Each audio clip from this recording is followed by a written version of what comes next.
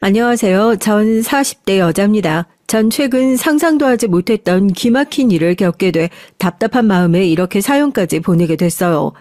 전 남매 중 막내로 오빠가 하나 있거든요. 사실 전 어릴 때부터 오빠를 별로 좋아하지 않았습니다. 제 나이 때 여자분들은 공감할 수도 있는데 전 어릴 때부터 오빠와 차별을 받으며 자랐어요. 제가 지방 소도시에서 태어나기도 했고 아버지가 장남이라 할머니 할아버지와 함께 3대가 시골에 모여 살았죠. 할아버지 할머니 물론 아버지까지도 아들 아주 노래를 불렀습니다. 그러다 보니 오빠도 기고만장했어요. 지금까지도 하나 기억나는 건 할아버지께서 일주일에 한두 번 시장에 가셨거든요. 저도 시장에 가고 싶은데 항상 할아버지는 오빠만 데리고 시장에 갔습니다. 제가 가고 싶다고 해도 집에서 엄마 하는 일 도우라고 안 데리고 가셨어요. 그런데 더 얄미운 건 시장에 다녀온 오빠였습니다. 시장에서 돌아올 때마다 손엔 사탕이며 과자 같은 주전부리가 잔뜩 쥐어져 있었는데 전 당연히 저도 먹고 싶어서 나도 달라고 했어요. 그런데도 오빤 할아버지가 자기만 먹으라고 했다고 사탕이고 과자고 다 손에 움켜쥐고 주지를 않았습니다. 이거 할아버지가 나 먹으라고 사준 건데 왜 네가 난리야? 너도 먹고 싶으면 다음번에 시장 따라가서 사달라고 그래. 나도 가고 싶지. 근데 할아버지가 난 안 데리고 가니까 그런 거 아니야. 그깟 사탕이랑 과자 좀 나눠주면 어때서? 치사하다, 치사해. 아이고 이 녀석들이 형제끼리 먹는 거 가지고 싸우고 있어. 형제끼리 콩 한쪽만 있어도 나눠 먹는 거야. 그나마 다행인 건 어머니는 오빠보다 저를 더 생각해 주셨다는 겁니다. 오빠가 먹는 걸 가지고 치사하게 굴면 어머니가 항상 오빠의 엉덩이를 매질하며 나눠주라고 하셨어요. 엄마 아파. 알았어. 사탕이랑 과자 나눠주면 될 거 아니야. 야, 이 돼지. 얘따 다 처먹어라. 어차피 난 할아버지랑 시장에서 짜장면 먹고 왔거든. 그래서 이딴 사탕이랑 과자 필요 없다고. 어머니에게 엉덩이를 맞고도 정신 못 차린 오빤 절 돼지라고 놀리며 사탕이랑 과자를 제 앞에 던져놓고 도망가 버렸어요. 더군다나 시장에서 할아버지와 짜장면을 먹고 왔다고 자랑을 하면서요. 그럴 땐 너무 화가 나서 사탕이고 뭐고 오빠 머리털을 다 뜯어놓고 싶었습니다. 에이, 나도 짜장면 먹고 싶은데 왜 맨날 오빠만 사주는 거야? 나도 짜장면. 어릴 때부터 하도 차별을 받으며 크니까 저도 독이 바짝 들어서 어머니 앞에서는 떼도 많이 썼어요. 아버지나 할머니 할아버지한텐 백날 해봐야 소용이 없으니 유일한 내 편인 어머니 앞에서나 징징거릴 수 있었죠. 아이고 알았어. 엄마가 다음 주에 나가서 우리 정숙이 짜장면 사줄 테니까 걱정하지 마. 꼭 다음 주에 꼭 사주는 거야? 오빤 사주면 안 되고 꼭 나만 사주는 거야? 눈물이 범벅이 된 얼굴로 짜장면을 외치며 우는 철없는 딸을 어머니 꼭 안아주시면서 새끼손가락까지 걸어 약속을 해주셨어요. 그럴 때면 세상을 다 가진 것만 같았죠. 할머니든 할아버지든 다 오빠를 더 좋아해도 어머니만 절 좋아하면 그거로 됐다 싶었습니다. 하지만 차별이라는 게 어릴 때나 사탕이나 짜장면 정도였지 나이가 들수록 그 정도가 커지면서 불합리한 것들이 많아지니 점점 더 저는 억울하기만 하더라고요. 고등학교 때였어요. 오빠랑 전 1살 터울입니다. 당시 오빠는 고등학교 3학년, 전 고등학교 2학년이었어요. 오빠가 수능을 봤는데 대학에 떨어졌습니다. 할머니 할아버지는 장남이라고 무조건 대학을 보내겠다고 당시의 수준에도 안 맞는 학원까지 보냈는데도 오빠는 대학에 떨어졌죠. 전 겉으로 티를 낼 수는 없었지만 은근히 고소했습니다. 사실 전 오빠가 대학에 떨어질 줄 알고 있었거든요. 당연한 게 학교 다니는 내내 공부도 안 하고 매일같이 옆에 여자애들 끼고 어울려 다니면서 놀기만 했어요. 그랬으니 공부는 무슨 공부를 했겠어요. 그런데 예상치 못한 문제가 생겼습니다. 오빠가 뜬금없이 재수를 하겠다며 서울에 올라가겠다는 거예요. 아버지, 저 이제 정신 차렸어요. 저 공부 열심히 해서 내년엔 무조건 서울에 있는 대학 들어갈 거예요. 그러니까 저 서울에 있는 재수학원 좀 보내주세요. 오빠의 말에 전 절로 실소가 튀어나왔어요. 지방대학 근처에도 못 갈 성적인 주제에 자기가 무슨 서울대학 얘기를 꺼내는지 기가 차더라고요. 그런데 더 기가 막힌 건 할머니의 반응이었습니다. 역시 우리 장손. 그럼 남자가 뭘 해도 서울에 가서 해야지. 할머니가 다 해줄 테니까 서울로 올라가서 공부해. 그래서 꼭 서울에 있는 대학 들어가서 성공해야지. 기가 막히다 못해 코까지 다 막히는 느낌이었습니다. 아무리 잘난 장손이라도 그렇지 저런 놈을 도대체 뭘 믿고 서울까지 보내서 재수를 시키겠다는 건지 전 이해가 되지 않았죠. 그런데 문제는 오빠 새끼의 불똥이 저에게 튀었다는 거예요. 할머니 할아버지께서 무조건 네 오빠 서울로 보내라는데 어떡하냐? 우리 형편에 자식 둘 다 대학 보낼 수는 없으니까 네가 졸업하는 대로 네 오빠 따라 올라가서 일해. 그래야 네 오빠 학원비라도 보태지. 전 순간 제가 잘못 들은 줄로만 알았어요. 아무리 제가 항상 찬밥이라도 그렇지 부모라는 사람이 이렇게까지 저에게 함부로 할 줄은 몰랐습니다. 아버지는 애써 할머니 할아버지 핑계를 대며 오빠를 위해서라고 말했지만 결론은 저더러 고등학교 졸업하자마자 오빠 따라 서울 가서 오빠 식모 노릇하며 돈까지 벌어다가 오빠 뒷바라지 하라는 얘기였어요. 그 순간 전 참고 있던 이성이 모두 다 날아가는 느낌이 들었죠. 아버지가 할아버지 할머니 말이라면 꼼짝 못하는 거야 진작 알고 있었지만 이 정도로 무책임한 아버지인 줄은 그때 처음 알았어요. 오빠나 저나 같은 배에서 나온 자식인데 저에게만 왜 저러나 싶었죠. 전 결국 참지 못하고 폭발하고 말았습니다. 아버지, 정말 너무하는 거 아니야? 내가 이윤상 저 새끼보다 공부도 훨씬 잘하고 대학을 가도 내가 갈 가능성이 더 높은데 내가 왜 대학을 포기하고 저 새끼 식모 노릇을 해? 나 죽어도 저 새끼 따라서 서울 안 갈 거니까 다신 나한테 그딴 소리 하지 마. 저 망나니 같은 년이 어디 감히 어른들 앞에서 오빠 욕을 하면서 대들어. 너 이년이 이리 안 와? 아주 그 머리털을 다 뽑아버릴까 보다. 제 말에 할머니는 난리를 치면서 정말 주방에 들어가 가위를 들고 나왔어요. 제가 정신이 나갔다면서 머리카락을 다 잘라버린다고요. 정신이 나가긴 내가 왜 나가? 정신은 할머니 할아버지가 없지. 누가 봐도 이윤상 저 새끼보다 내 머리가 더 좋은데 저 새끼를 왜 서울에 보내? 할머니 할아버지도 줄 잘 서야지. 저 멍청한 놈만 싸고 돌다가 나중에 후회해. 다른 집안 딸들은 어땠는지 모르겠지만 전 아무리 짓밟히고 구박을 받아도 웬만해선 기가 죽질 않았어요. 오히려 할머니 할아버지에게 구박을 받거나 차별을 받고 나면 더 기운이 세지고 정신력이 강해졌죠. 어릴 때부터 그랬어요. 아이고 저거 아주 어릴 때부터 생망나니처럼 뛰더니만 나이 먹고도 철이 안 되네. 철이 안 들어. 저런 걸 누가 데려갈지. 할아버지 걱정 마. 나은 대학도 가고 큰 회사도 들어가서 부자한테 시집갈 거니까 나중에 나 부자 되고 나서 할아버지한테 효도하라고 하지나 마. 이정숙, 너 그 말 안 해? 이지집애가 어디 할머니 할아버지한테 큰 소리야. 너 오늘 아주 된통 맞아야 정신 차리지? 맞는 것도 어릴 때부터 이골이 나게 맞았더니 웬만큼 맞아선 아프지도 않았어요. 제가 그 집에서 자라면서 는 건 욕이랑 맷집뿐입니다. 제가 그렇게 큰 소리를 칠 수 있었던 게 전 정말 자신이 있었거든요. 내 인생을 잘 살아갈 자신이요. 제 말이 맞았습니다. 오빠는 대학에 가겠다고 결국은 서울에 올라갔지만 대학에 떨어졌고 저만 대학에 합격했어요.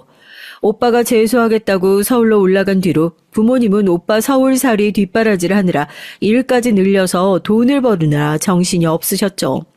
당시에 저도 고등학교 3학년이었는데 가족 중 누구 하나 저에게 신경도 쓰지 않았습니다.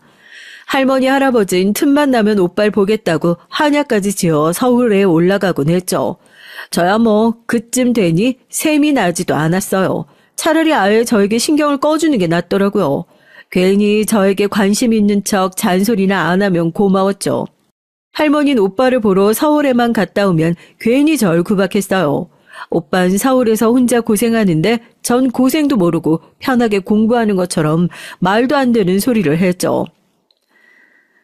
지 오빠 서울서 고생하는데 너는 집에서 두 다리 쭉 뻗고 편하게 먹고 자니까 좋냐? 네 애비 어미 자식들 먹여 살리겠다고 밤낮으로 나가서 일하는 거 안쓰럽지도 않냐고. 정말 동네 북이 따로 없었어요. 할머니는 오빠가 서울에서 혼자 자취하며 집을 엉망으로 해놓고 매일 라면이나 먹고 있는 모습이 꽤 안쓰러웠나 봐요. 그게 도대체 왜 제 잘못인 줄은 모르겠지만 할머니는 서울에 다녀온 뒤 며칠은 저만 보면 화를 냈습니다. 지가 대학 떨어지고 괜히 서울 가고 싶어서 집 나간 게 고생 무슨 고생이야. 공부한답시고 서울 올라가서 매일 술만 퍼마시고 여자만 만나고 다닐 게 뻔한데. 그리고 엄마 아빠가 돈 벌러 다니는 게 어디 날 위해서 하는 거야? 백수 같은 아들로 먹여 살리겠다고 하는 거지? 전 억울한 걸 그냥 참아 넘기질 못해요. 제가 잘못한 것도 아닌 걸 가지고 괜히 꼬투리를 잡으시니 기가 찰 노릇이었죠. 아이고 저년 저거 입만 살아서 말하는 것 좀 봐. 오냐 너 잘났다. 내가 니는 어디 얼마나 잘 먹고 잘 사나? 내 안 죽고 끝까지 보고 죽을 거야. 그래 할머니 꼭 오래 살아서 나 잘 먹고 잘 사는 거 꼭 보고 죽어. 그래야 나도 덜 억울하지. 한마디도 지지 않는 저에게 할머니는 한마디를 하면 100마디를 한다고 매일 혀를 차셨어요. 전 그러든지 말든지 신경 쓰지 않았습니다. 당시에 저의 목표는 오로지 대학에 가는 거였으니까요. 전 제가 사는 지역의 국립대학에 합격해서 4년 전액 장학금으로 대학에 입학했어요. 저도 마음 같아선 지긋지긋한 집을 벗어나 서울에 있는 대학에 가고 싶기도 했지만 제가 서울에 대학을 간다고 해도 부모님께서 학비든 집세든 도와줄 수 있을 것 같지가 않아서 그냥 장학금으로 만족하고 다니기로 했습니다. 어쨌든 제가 꿈꾸던 대학 생활을 할 수 있으니까요. 더군다나 집에서도 멀지 않은 대학교에 장학금까지 받으니 아버지든 할아버지든 할머니든 더는 저에게 대학에 가지 말라는 말을 할 수가 없을 테니 그 정도로도 전 충분히 만족스러웠어요.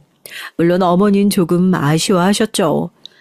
서울에 네 오빠 갈 게 아니라 네가 갔어야 했는데 엄마가 네 얼굴 볼 낯이 없다. 없어. 제 실력이면 서울에 있는 대학을 가고도 남았을 텐데 이래저래 서울 구경도 못 해보고 다시 시골 촌구석에 남게 된 제가 안쓰러우셨나 보더라고요. 에이 괜찮아. 난 애초에 서울 갈 생각 없었어. 엄마 나 몰라? 난 보통 머리가 아니라서 지방에서 공부하면서도 서울에 있는 애들보다 훨씬 더 잘 나갈 거니까 걱정하지 마. 그래 우리 정숙이 똑똑한 거 하나 엄마가 잘 알지.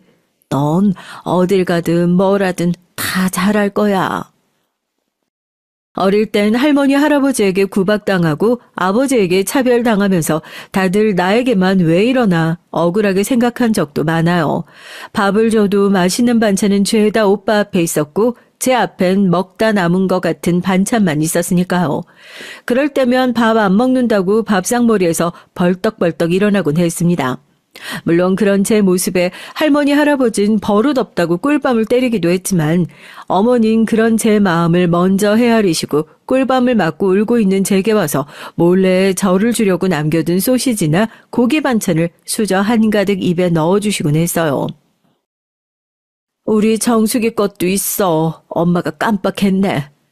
고운 우리 어머니는 늙은 시부모의 가부장적인 남편과 사느라 힘드셨을 겁니다. 그런 와중에 아들까지 떠받들며 사시면서도 그런 환경에서 딸인 제가 상처받을까 항상 신경 쓰고 애쓰셨어요.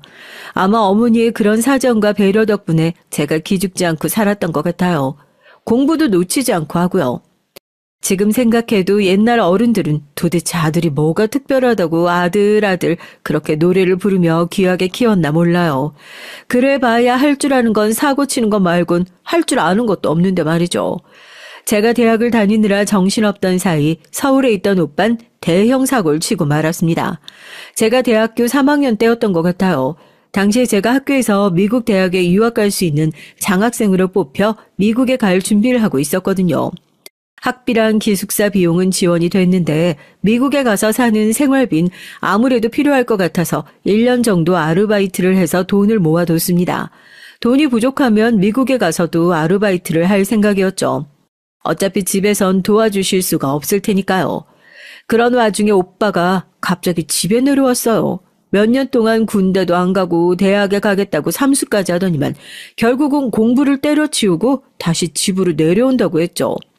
그런데 오빠 옆에 웬 여자가 있었습니다. 이쪽은 내 여자친구인데 임신했어. 나 결혼해야 될 것 같아. 그때 오빠 나이가 23이었고 여자 나이 딱 봐도 20살 정도로밖에 되어 보이지 않았어요. 심지어 오빠 군대도 안 갔다 온 상태고 대학에도 떨어져서 하는 일도 없었죠. 그런 와중에 임신이라니 정말 기가 찼습니다. 아이고 이게 무슨 일이라니. 우리 장손이 임신이라니. 할머니 머리를 쥐어잡으며 바닥에 주저앉았고 할아버지와 아버지는 그런 할머니를 부축했어요. 어머니는 한숨을 크게 쉬고는 오빠와 그 여자친구를 집에 들였죠. 저는 놀랍지도 않았습니다. 이게 다 여기 계신 어른들이 오빠를 오냐오냐 키운 결과물이에요. 공부도 못하는 놈이 서울에 대학을 가고 싶어 한다고 무작정 서울에 집도 구해주고 용돈까지 매달 보내줬으니 이런 사달이 나는 게 당연했죠. 전 오빠라는 인간이 무슨 말을 하든 듣고 싶지도 않았습니다. 어차피 결혼을 하든 뭘 하든 오빠 말 한마디면 할머니 할아버지가 다 해결해 주실 테니까요. 할머니 뭘 그렇게 놀라. 어차피 보실 손주 며느리랑 증손주 일찍 보신다고 생각하면 되지. 우리 장미 얼마나 천사 같고 예쁜 앤데 할머니랑 할아버지한테 진짜 잘할 거야. 그러니까 우리 결혼시켜 줄 거지? 꼴값도 이런 꼴값이 없었어요. 오빠 여자친구 이름이 장미라는데 정말 꽃처럼 예쁘기만 하지 입도 뻥끗을 안 하더라고요. 진짜 꽃처럼 말이죠. 할머니 할아버진 정말 충격을 받으셨는지 말도 안 하고 멍하니 앉아 계셨어요. 아버지는 할머니 할아버지가 쓰러지기라도 할까봐 전전긍긍 하셨고요. 그 와중에 그나마 정신줄을 붙잡고 계시던 어머니는 어떻게 할 생각이냐고 오빠에게 물었죠. 장미라고? 아휴, 어쨌든 여자친구가 임신했다고 하니까 당연히 식은 올려야겠지만 윤상이 네가 뭘 어떻게 해서 처자식을 먹여 살리려고 그래. 지금까지 돈도 한번 벌어본 적도 없으면서. 어머니는 애써 예비 며느리 앞에서 화를 안 내려고 참으시는 것 같았지만 그 답답한 마음이 그대로 느껴졌죠. 엄마, 내가 그래서 생각을 좀 해봤는데 할아버지 앞으로 땅 좀 있잖아. 그거 팔아서 시내에 가게 하나 차려주라. 장미가 원래 옷가게에서 일하던 애라 장사 잘해. 뭐든 가게만 차려주면 우리가 알아서 먹고 살게. 그 이후론 절대 엄마 아빠한테 손 안 벌려. 개소리도 저런 개소리가 없었어요. 할아버지든 할머니든 원래 재산도 별로 없는 분들이라 땅이라고 해봐야 집 앞에 소소하게 농사짓는 작은 땅이에요. 그나마 할머니 할아버지가 소일거리로 농사를 지어서 용돈벌이를 하시는데 이제 그것마저 팔라고 저렇게 대놓고 말을 하니 인간이 어떻게 하면 저렇게 뻔뻔할 수가 있나 싶더라고요. 그 땅이 지금 팔아도 얼마나 될지 몰라. 그 코딱지만한 땅을 누가 사겠어. 그리고 집은 결혼하면 당장 살 집은 있고 설마 옛날에 너 쓰던 그 작은 방에서 신접살림 하겠다는 거야? 애까지 낳고. 평생 오빠라면 벌벌 떨며 무슨 일이 있어도 오빠 편만 들던 할아버지마저 화가 나긴 하셨는지 오빠에게 언성을 다 높이셨어요. 그럴만도 하죠. 손주라고 귀하게만 키워놓으면 알아서 효도할 줄 아셨을 텐데 성인이 돼서도 골칫덩이니 답답하신 거죠. 정숙이 쟤 다음 학기에 미국 간다며. 그럼 쟤 방도 비잖아. 내 방이랑 터서 우리가 들어와서 살면 되지. 그리고 우리 가게 하면 애도 봐줄 사람 있어야 하는데 할머니가 애도 좀 봐주면 좋잖아. 오빠 말이 기가 막혀서 전 코웃음이 다 나왔습니다. 저 인간 참 영악해요. 임신한 여자친구 데리고 이 시골에 오면서 나름 혼자 계획을 다 세웠더라고요. 제가 미국에 가는 건 또 어디서 들었는지 제가 미국에 가면 제 방을 자기 방이랑 합쳐서 쓰면 된답니다. 먹고 사는 건 할아버지 땅 팔아서 하면 되고요. 그런데 그때였어요. 옆에 잠자코 계시던 할머니께서 뭔가 떠올랐다는 듯 눈을 번쩍 뜨셨습니다. 그러더니 갑자기 절 쏘아보셨어요. 그래, 미숙이 너 미국 간다고 그랬지? 그럼 너 모아둔 돈 좀 있겠네. 너 미국 간다고 아르바이트하고 매일 늦게 들어왔잖아. 순간 얘기가 왜 그리로 튀는 줄은 모르겠지만 할머니는 또 말도 안 되는 소리를 했어요. 정말이죠. 왜 저렇게 절 못 잡아먹어서 안달인지 모르겠습니다. 그게 왜요? 지금 이 상황에 그 돈 얘기가 왜 나와요? 할머니가 돈 얘기를 꺼낸 이유야 확실하죠. 제 돈을 오빠에게 주라는 얘기를 하려고 하는 거예요. 전 너무 화가 나서 표정 관리가 되질 않았습니다. 그 돈 얘기가 왜 나오냐니? 가족이 힘든 일이 생겨서 돈이 필요하면 당연히 서로 도와야지. 넌 오빠가 저런 상황인데 혼자 미국에 가버리겠다는 거냐? 전 너무 황당해서 말문까지 막혔습니다. 지금까지 손녀라고 나한테 해준 것도 없으면서 어떻게 가족이니 뭐니 하는 말을 할 수 있는지 기가 막혔죠. 역시 우리 할머니. 내가 왜 그 생각을 못했지? 너 미국 전액 장학금으로 가는 거라며 그거 차라리 학교에다가 말해서 돈으로 달라고 하면 안 되냐? 안 그래도 짜증나 죽겠는데 뭐 이런 미친놈이 다 있나 모르겠어요. 전 거의 머리가 폭발하기 직전이었습니다. 뭐? 이런 무식한 새끼가 다 있어. 야, 아무리 멍청해도 장학금을 돈으로 달라는 게 말이나 되냐? 이런 미친. 이게 어디서 오빠한테 무식한 새끼래. 너 대학 물 좀 먹었다고 내 앞에서 네가 잘난 척 좀 하고 싶은가 본데. 그래봤자 넌 가난뱅이야. 네가 미국 간다고 네 팔자가 달라질 것 같아? 그냥 이 김에 포기하고 돈 모은 거 내놔. 아이고, 저 독한 년 오빠한테 말하는 것 좀 봐줘. 애비야, 도대체 니들은 딸년 교육을 시키기는 하는 거냐? 응? 전년저건 미국 보내지 마로. 아주 미국까지 갔다가는 후레 자식 되게 생겼어. 순간 집안 분위긴 삽시간에 저에게 모든 화살이 날아왔어요.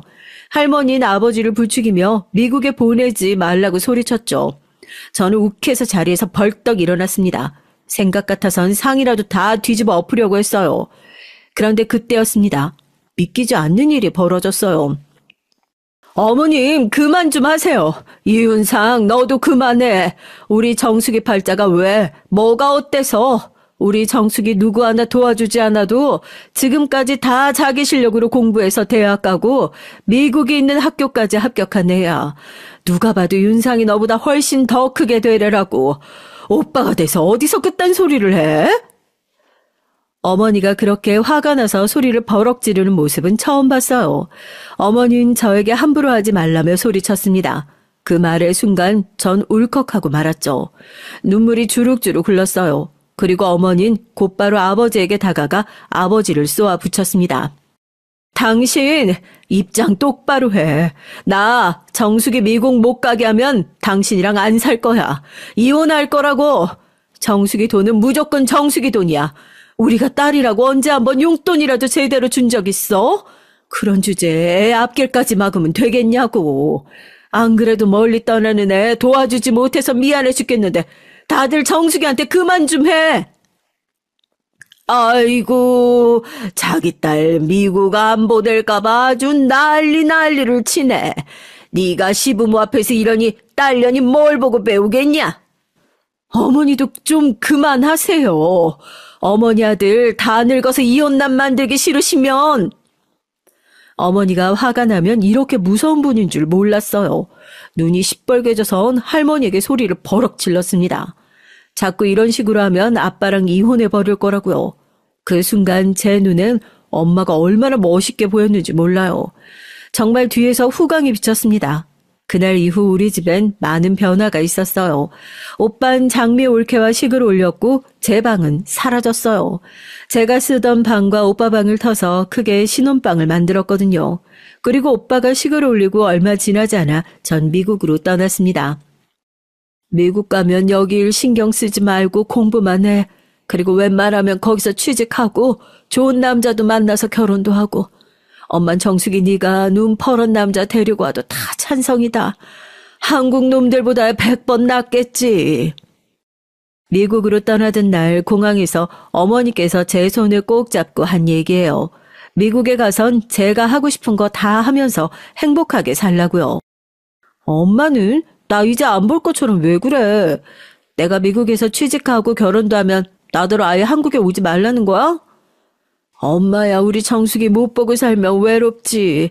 근데 정숙이 넌 엄마든 아빠든 할머니든 할아버지든 다 안 보고 살아야 행복해. 그래야 네 속에 상처 없이 속상한 것 없이 너 하고 싶은 대로 하면서 살지. 그러니까 앞으로 너만 생각하면서 살아. 미국으로 떠나는 절 유일하게 마중 나온 어머닌 기다렸다는 듯 저에게 속에 있는 얘기를 다 퍼부으셨어요. 제가 기죽지 않고 미국에서 대접받으며 행복하게 살았으면 좋겠다고요. 전 그럴 자격이 있다고요. 그날 어머니와의 대화에서 어머니가 날 얼마나 사랑하셨고 내가 얼마나 행복하기를 바라시는지 잘 알게 됐습니다. 사실 혼자 미국에 간다는 게 겁도 났었는데 어머니의 위로에 기운이 나며 미국에 가서도 뭐든 다 할 수 있을 것 같았어요. 그렇게 전 미국으로 날아와 한국에서의 생활은 모두 다 잊고 새로운 인생을 살기 시작했습니다.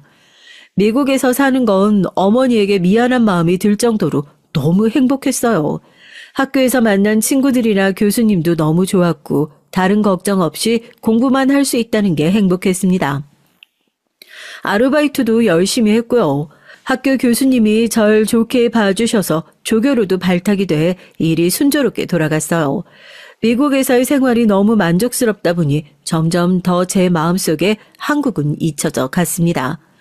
전 어머니 말대로 했어요. 미국에서 공부 마치고 취직도 했습니다. 저도 가끔 믿기지 않지만 제가 미국 대학에서 강사를 오래 했어요. 그리고 같은 학교의 미국인 교수를 만나 결혼도 했습니다. 이래서 사람은 기회를 잡아야 한다고 하는 것 같아요. 어린 시절 그 총구석에서 살던 제가 어떻게 미국까지 와서 학생들을 가르치고 눈이 퍼런 남자를 만나 결혼하게 될 줄 알았겠어요. 미국에서의 삶이 바쁘다 보니까 한국에 자주 들어가진 못했습니다. 비행기 티켓 값도 비싸다 보니 큰일이 생겼을 때만 들어갔고요. 제가 대학을 졸업할 때쯤 할아버지가 위독하다고 하셔서 한국에 들어갔었고 제가 결혼한다고 했을 때 가족들이 모두 다 미국에 왔었어요.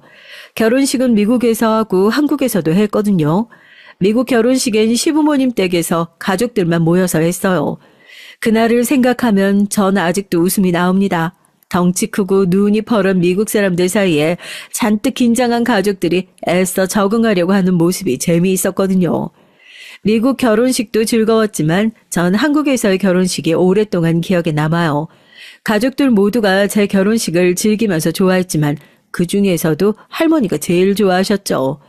그 모습이 얼마나 신기하면서도 웃긴지 결혼식 내내 전 할머니밖에 안 보였습니다. 우리 손녀랑 손주 사위 둘 다 미국에서 유명한 교수라니까. 내가 우리 손녀 미국 집에도 가봤는데 집이 무슨 성처럼 대궐 같아. 아이고, 손주 사이가 나더러 오고 싶을 때 아무 때나 미국으로 놀러 오라는데 내가 무릎이 아파서 갈 수가 있나. 미국이 땅덩어리가 넓어도 좀 넓어야지. 아이고, 내가 요즘 우리 손녀만 생각하면 그냥 아주 좋아 죽겠다니까. 우리 집에서 어떻게 저렇게 똑똑한 애가 나왔는지 몰라. 오래 살고 볼 일입니다. 할머니 입에서 제 칭찬이 마르지가 않고 나오는 모습을 제 두 눈으로 보게 될 줄은 꿈에도 몰랐어요. 더군다나 전 아직 교수도 아니고 그냥 강사라고 우리 집은 대궐 아니고 그냥 시부모님이 물려주신 오래된 주택이라고 해도 할머니는 제 말을 듣지도 않고 주변에 연신 자랑을 하셨죠. 거기다 더 웃긴 건 할머니께서 저와 오빠를 대하는 태도까지 달라지셨다는 겁니다. 결혼식이 끝나고 잠깐 친정에 들렀었는데 할머니께서 절 주겠다고 냉장고에서 뭘 많이 꺼내시더라고요. 직접 담근 고추장에 된장 할 거 없이 다 꺼내셨어요. 할머니, 저 미국으로 가는 거라 이렇게 많이는 못 가지고 들어가요. 거기다가 오늘은 호텔에서 자야 돼서 다 가지고도 못 가요. 할머니에게 그런 관심을 받는 건 처음이라 저도 전처럼 할머니에게 짜증을 낼 수가 없더라고요. 오히려 할머니께서 저에게 뭘 막 주려고 하시는 게 은근 기분이 좋았습니다. 심지어 그 귀하다는 산상까지 구해서 절 주시더라고요. 이거 내가 동네 사람한테 어렵게 부탁해서 구한 엄청 귀한 삶인데 아이고 딱 하나 남았네. 이거 너 꼭 먹어야 돼. 그 어려운 공부하는데 몸에 좋은 거 먹어야지. 할머니, 이거 우리 아들 준다고 내가 하나 빼놓은 건데 이걸 왜 정수기를 줘. 우리 장손 줘야지. 정수기 이제 공부할 만큼 다 해서 이런 거 안 먹어도 돼. 오빤 세월이 지나도 여전했습니다. 할머니가 제 입에 넣어주려던 쌈을 오빠가 중간에서 쏙 뺏어갔어요. 자기 아들 준다고요. 그러자 할머니가 오빠 등을 세게 후려쳤습니다. 정숙이가 안 먹기를 왜 안 먹어? 미국에서 그 어려운 공부하는데 이런 거라도 먹여야지. 네 아들놈은 너 닮아서 영 공부머리는 없다. 이런 거 안 먹어도 돼. 정수가 얼른 먹어. 한 입에 쏙 넣어. 할머니의 손에 들려있던 쌈을 받아 먹으며 할머니의 따뜻한 눈길을 받으니까 기분이 이상하더라고요. 어릴 때부터 그렇게 구박을 받았는데도 그 잠깐 할머니의 관심을 받았다고 옛날 일이 다 잊히는 것 같았죠. 그냥 할머니도 부모님도 오래오래 건강하기만 하셨으면 좋겠다 싶더라고요. 미국에 있다가 오랜만에 한국에 올 때마다 속상한 게 할머니와 부모님이 뵐 때마다 많이 늙어 계셨어요. 저야 1년에 한 번 뵐까 말까 하다 보니 달라지는 게 훨씬 더 크게 느껴졌죠. 할머니께서 지병으로 돌아가시고 그 다음 해에 연달아 아버지까지 돌아가셨습니다. 그땐 정말 많이 힘들었어요. 통화할 때마다 얼굴은 보지도 못하고 말로만 할머니가 어떻다, 아버지가 어디가 안 좋다라는 얘기만 들으니까 더 마음이 좋지 않았습니다. 거기다가 할머니랑 통화할 때마다 듣는 얘기가 있었는데 그 얘기가 자꾸만 마음에 걸렸어요. 네 올케짜리 잘못 골라도 너무 잘못 골랐어. 애가 아무리 아무것도 모를 때 시집와서 시집살이 했다지만 우리 집 귀신으로 산 게 몇 년인데 아이고 아직도 저 모양인 줄 모르겠다. 할머니야 워낙 옛날 분인데다가 사고방식도 고루해서 누가 오빠 아내 자리로 들어왔어도 크게 마음에 들어 하진 않으셨을 거예요. 그래서 저도 처음엔 할머니 말씀을 그냥 그러려니 하고 한 귀로 듣고 한 귀로 흘렸죠. 사실 올케가 저보다 나이도 어리고 임신해서 결혼하는 바람에 결혼도 아무것도 모를 때 했잖아요. 더군다나 시집와서 애까지 낳았는데 남편은 군대 가버렸었고요. 그러니 시어머니의 시할머니까지 노인네들 모시고 같이 사는 게 얼마나 힘들었겠어요. 딸인 제가 봐도 쉽지 않았을 겁니다. 그래서 전 올케를 만날 때마다 잘하려고 노력했어요. 미국에 있을 때도 때때마다 선물로 보내고 생활비도 매달 보냈죠. 어머니에게 듣기론 오빠가 올케 언니랑 식당을 하는데 장사가 영 안 된다고 하더라고요. 아버지도 연세가 많으셔서 일도 못하고 병원에만 다니시고 어머니도 조카들 보며 오빠 식당 일을 돕는다고 했으니 생활이 넉넉하지 않을 게 뻔하잖아요. 그래도 제가 미국에서 버는 게 있으니 매달 오빠에게 돈을 보냈죠. 명절이나 부모님 생신이면 더 보내기도 하고요. 그런데 할머니 돌아가시고 얼마 되지 않아 아버지까지 위독하다고 했을 때 제가 한국에 들어갔는데 아버지께서 저에게 이상한 소리를 하셨어요. 내가 지금 당장 죽어도 미련은 없는데 하나 걱정되는 게 네 엄마. 네 엄마 두고 가는 게 마음이 너무 쓰인다. 오빠랑 올케가 어련히 알아서 잘하겠어. 지금은 다른 걱정하지 말고 아버진 건강만 신경 쓰세요. 저야 당장 아버지 건강이 위독하신 게 걱정되다 보니까 아버지만 걱정하시라고 했죠. 그런데 아버진 손 하나 까딱도 못하시는 몸으로 여흔신 어머니 걱정만 하셨어요. 내가 그렇게 키웠으니 내 아들놈이야 욕해봐야 소용없지만 네 올케 그게 아주 야가도 너무 야갔어. 하는 짓이 여우라니까. 네 할머니 돌아가시고 그 많던 뱀을 다 어디 갔나 봤더니만 그게 글쎄 어느새 다 팔아먹었더라고. 네 올케 보통 아니다. 그나마 나라도 있어야 네 엄마 시어머니 취급했는데 나 없으면 네 엄마한테 함부로 할까봐 걱정돼 죽겠다. 전에 할머니에게도 들은 적이 있었는데 아버지도 올케 언니가 영 영악하답니다. 할머니께서 원래 폐물을 좋아해서 젊어서부터 많이 모아뒀어요. 그런데 집에 일이 생길 때마다 그 폐물을 팔아 쓰고는 했어요. 그런데 아버지도 최근까지 몰랐는데 할머니가 돌아가시고 보니까 할머니가 병원에 계실 때 올케 언니가 중간에서 오빠를 이용해 할머니가 가지고 있던 폐물들을 하나하나 받아다가 미리 팔았다고 하더라고요. 할머니야 오빠 말이라면 뭐든 다 들어주시는 분이니까 오빠가 달라는 말에 내어준 거죠. 근데 그게 오빠 스스로 한 게 아니라 올케가 시킨 거라네요. 그때까지도 전 오빠나 올케나 전혀 다를 게 없는 사람이니 둘 다 한 통속이 돼서 하는 짓이겠거니 했어요. 아버지, 나도 있고 오빠도 있는데 뭘 걱정해. 오빠가 아무리 철이 안 났어도 설마 마누라가 자기 엄마한테 함부로 하면 참겠어? 나도 엄마 잘 챙길 테니까 걱정하지 마. 전 애써 아버지의 마음을 다독여야 할 것 같아 제가 잘하겠다고 말씀드렸습니다.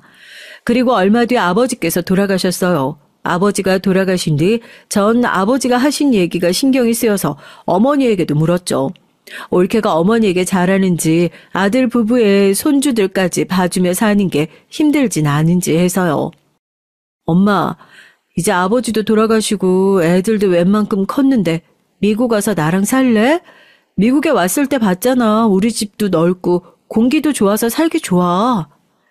사실 전부터 생각한 거였는데 아버지가 돌아가시면 어머니를 미국에 모시고 가는 게 어떨까 싶었습니다.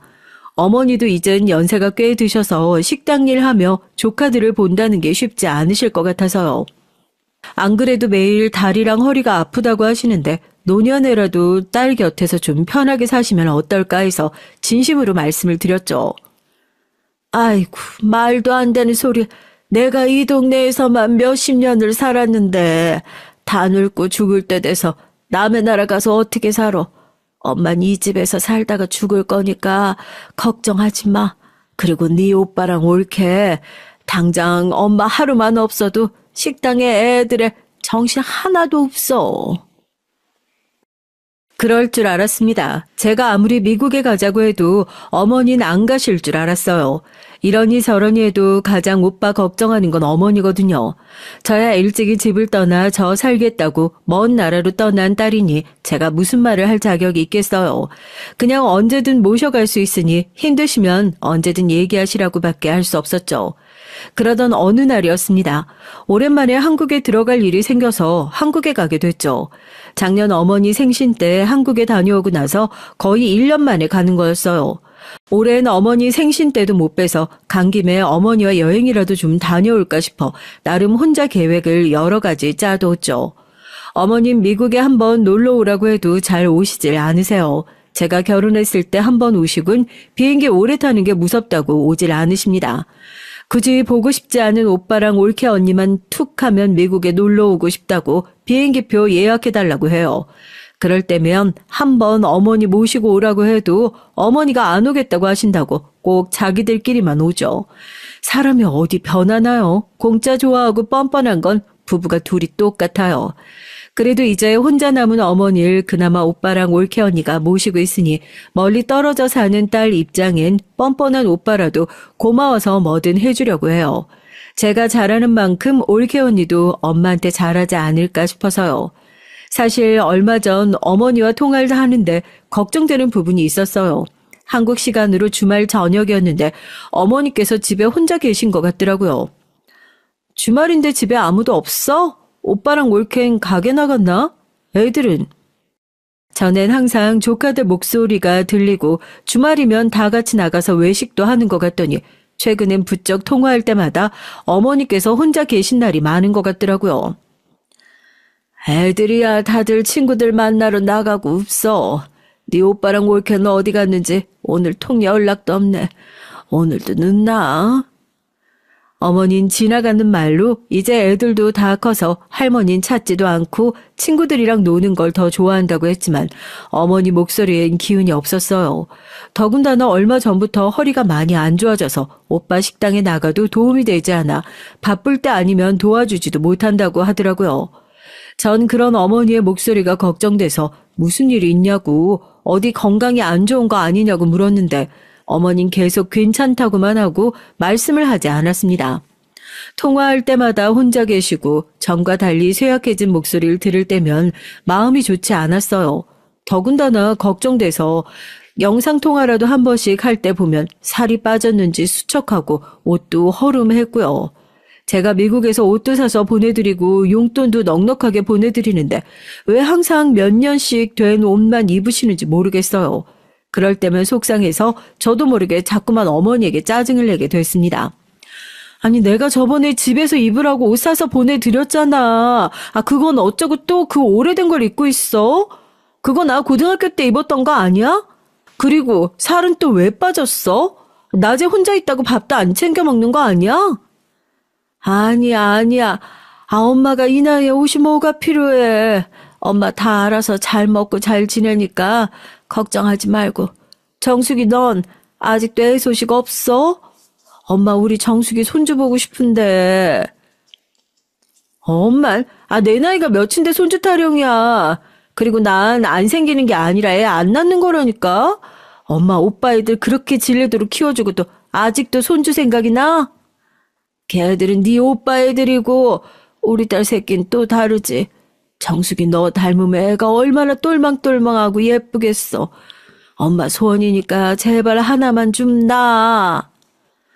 엄마의 잔소리는 이상합니다. 어릴 땐 그렇게 듣기 싫고 다 헛소리 같았는데 나이가 들어 시집도 가고 나니까 엄마가 해주는 잔소리가 자꾸만 슬프게 들려요.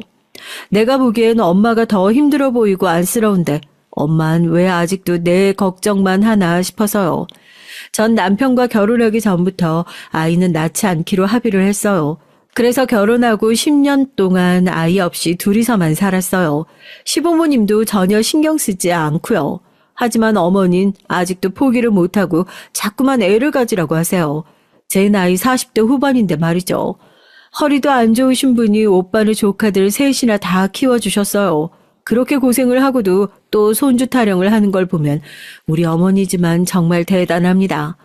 마음 같아선 오빠한테 연락해서 어머니 좀 챙겨라. 왜 맨날 엄마만 집에 혼자 두냐고 한마디 하고 싶었지만 제가 무슨 자격이 있겠어요. 멀리 살면서 돈이나 보내줄 줄 알지. 제가 옆에서 챙겨드리지도 못하는데. 고생하는 오빠나 올케한테 괜한 소리 한번 했다가 형제끼리 의라도 상할까봐 티도 못 내겠더라고요. 그래서 이번에 한국에 들어가면 어머니랑 여행도 가고 병원에 가서 건강검진도 해드리고 좀 오래 있다가 올 생각이었습니다. 그런데 제 계획은 시작부터 어그러지기 시작했어요. 오랜만에 돌아온 고향집에서 생각지도 못한 못 볼 꼴을 보고야 말았거든요. 제가 생각보다 한국에 일찍 도착했습니다. 원래 서울에 볼 일이 있어서 하루 일찍 왔는데 볼 일이 뒤로 미뤄져서 집에 하루 먼저 내려갔죠. 어머니께 전화 드린다는 게 서프라이즈로 놀라게 해드리고 싶어서 일부러 연락도 안 하고 내려갔어요. 집 앞에 도착해서 초인종을 눌렀더니 안쪽에서 어머니 목소리가 들렸습니다. 거의 1년 만에 만나는 거라 그런지 전 어머니 목소리를 듣자마자 눈에 눈물이 가득 찼어요. 그런데 어머니 목소리가 들린 지 한참이 되고 나서야 문이 열렸습니다. 그리고 현관문이 열렸을 때 보인 어머니의 모습에 전 놀라서 입이 떡하고 벌어졌어요. 어머니께서 나오시는데 다리를 절뚝거리며 제대로 걷지도 못하셨어요. 거기다 어머니 얼굴이 작년에 봤을 때보다 반쪽이 돼선 식사도 제대로 못 드시는 것처럼 보이더라고요. 순간 전 너무 놀라서 어머니에게 달려갔습니다. 엄마, 왜 이래? 누구한테 맞았어? 꼴이 왜 이래? 도대체 무슨 일이야? 나한테 솔직하게 말해. 전 속상한 마음에 어머니께 언성을 높이고 말았죠. 제가 그 정도로 아무 생각 없이 흥분할 정도로 어머니의 꼴이 말이 아니었어요. 어머니는 갑작스러운 제 등장에 놀라면서도 반가운지 금세 눈에 눈물이 고였습니다. 그러더니 내내 참았던 울분이 터져버렸는지 저에게 와락 안겼어요. 정수가, 여긴 어떻게 왔어? 사실은 엄마가 네 올케 며느리한테 매일 당하고 산다. 다리도 네 올케 때문에 다친 거야. 그동안 얼마나 참으셨는지 어머니는 한참을 제 품에 안겨 울었습니다. 애써 어머니가 진정될 때까지 기다린 전 그동안 어머니에게 무슨 일이 있었던 건지 자세하게 들었어요. 알고 보니 장미인지 뭔지 아는 이 올케년이 나쁜 년이더라고요. 할머니 돌아가시고 애들도 중고등학교에 갈 정도로 크고 나니 더는 어머니가 필요 없어진 거죠. 더군다나 어머니께서 허리 디스크가 심해지면서 병원에도 자주 가야 해서 식당 일도 도와주질 못하니 사람을 무슨 짐짝 취급했답니다. 거기다 제가 보낸 돈이나 옷을 싹 다 올케가 가지고 갔대요. 어머니 벌어오는 것도 없이 쓰기만 하시니까 앞으로 미국에서 고모가 보내는 것들은 제가 알아서 처리할게요. 안 그래도 힘든데 어머니가 아프셔서 생활비가 장난이 아니에요. 올케는 대놓고 어머니를 쓸모없는 사람 취급을 했답니다. 그러다 보니 어머니는 저절로 눈치가 보여서 집안일을 다 도맡아서 했대요. 그러다 보니 언제부턴간 올케도 그걸 당연하게 생각하고 아침에 식당에 나가면서 어머니에게 일까지 시키고 갔답니다. 어머니, 어제 화장실 청소 안 하셨죠? 제가 화장실 청소할 때 천장까지 깨끗하게 닦으라고 말씀드렸잖아요. 아휴, 일을 할 거면 똑바로 해야지. 꼭 그렇게 2번씩 하게 해야겠어요? 아유, 나도 한다고 했는데 화장실 천장은 높아서 손이 안 닿아. 이따가 윤상이나 애들 오면 하라고 내가 말할게. 어머니, 애들 아빠나 애들이나 다들 하루 종일 밖에서 힘들게 일하고 공부하고 오는데 그런 것까지 아들한테 시키셔야겠어요? 그냥 어머님이 의자 받고 올라가시면 되잖아요. 아우, 정말 할머니 살아계셨으면 아마 깜짝 놀라실 거예요. 귀한 손주 화장실 청소까지 시킨다고. 괴롭힘은 대물림 된다더니만 올케는 일찍 시집와서 할머니에게 시집살이 당한 걸 늙어서 힘 떨어진 우리 어머니에게 화풀이를 했나 봐요. 결국은 그날 저녁에 미끄러운 화장실 바닥에 의자를 놓고 올라갔다가 어머니가 넘어진 겁니다. 그래서 다리를 다치신 거죠. 어머니가 절뚝거리시는 걸 보고 올케는 관심도 없었대요. 거기다 오빠한텐 어머니가 화장실 청소하다가 다친 게 아니라 화장실에서 그냥 넘어진 거라고 했다네요.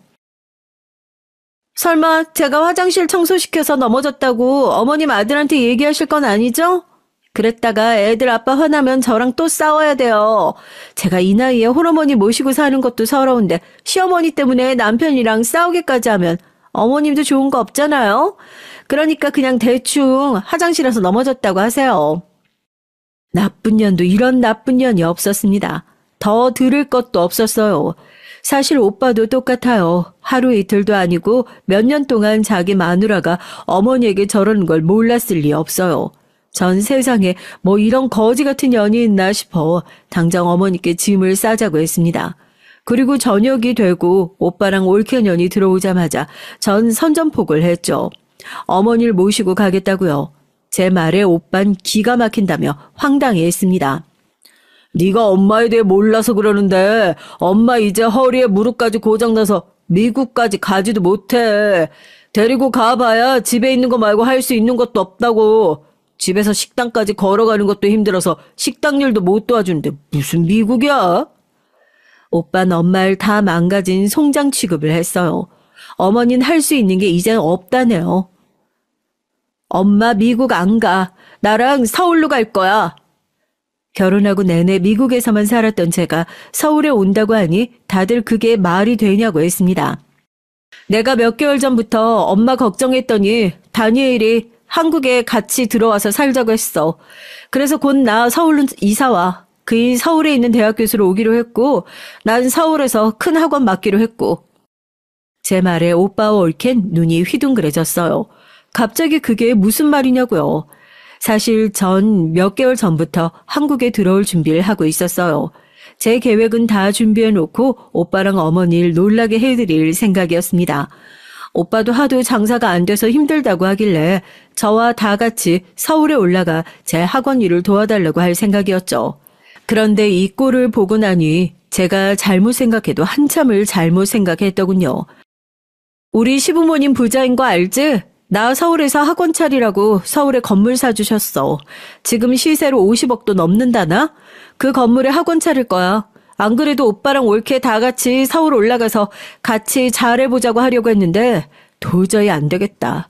이제부터 어머니 내가 모실 테니까 오빤 신경 꺼. 그랬습니다. 제가 사실은 미국에서 교육학을 전공했어요. 그동안 미국에서 학생들도 가르쳤고요. 언젠가 한국에서 학원을 차리고 싶다는 얘기를 한 적이 있었는데 이번 기회에 한국에서 살아보자 싶어 남편과 한국으로 들어오게 됐습니다. 시부모님은 선물로 제게 큰 선물을 사주셨고요. 고모, 서운하게 무슨 그런 소리를 해요? 그동안 내가 어머니께 얼마나 잘했는지 몰라서 그래요. 요즘 내가 좀 힘들어서 어머니께 소원했던 것뿐이에요. 어머님, 내가 그동안 어머니한테 잘했잖아요. 그렇죠? 고모, 우리도 서울 갈게요. 같이 가요, 고모. 제가 앞으로 어머니 지극정성으로 모실게요. 올케는 건물이 50억이란 얘기를 듣자마자 눈이 동그래져서 저에게 달려들었습니다. 무조건 서울로 따라간다고요. 자기가 서울에 가면 우리 어머니를 지극정성으로 모시겠다고 아주 입바른 소리를 해댔습니다. 그날은 올케고 오빠고 다 괘씸해서 어머니를 모시고 서울로 올라왔어요. 그리고 핸드폰을 꺼두고 어머니와 며칠 온천 여행을 했죠. 어머니는 이게 얼마만의 여유냐며 좋아하셨습니다. 나랑 살면 이제 평생 이렇게 사는 거야. 엄마, 그동안 못 챙겨서 미안해. 내가 앞으로 엄마 행복하게 해줄게. 어머니는 제 말에 오히려 당신이 미안하다고 했어요. 그리고 이 정도 했으면 됐다면서 오빠랑 올케 언니도 용서해주라고 했습니다. 제가 한국에 들어온 지 이제 3달 정도 됐어요. 집도 학원 근처에 구했고 어머니와 남편과 집 정리도 거의 끝났습니다. 3달 동안 오빠와 올케에게 여러 번 연락이 왔지만 전 아직 받지 않았어요. 어머니는 용서해주고 서울로 올라오라고 하라고 하시지만 전 아직 잘 모르겠습니다. 어쨌든 그동안 언니 오빠가 어머니를 모시고 산 건 맞으니까 어머니 말대로 이번 한 번은 넘어가야 하나 싶다가도 그날 현관에서 만났던 어머니의 모습을 생각하면 아직도 화가 나요. 여러분의 생각은 어떠세요? 제가 오빠고 올케고 믿어도 되는 걸까요? 아직도 전 결정하지 못했습니다. 여러분께선 어떻게 생각하시는지 댓글 남겨주시면 하나하나 읽고 참고하도록 할게요. 제 얘기 끝까지 들어주셔서 감사합니다. 여러분은 언제나 건강하고 행복하시길 바랄게요.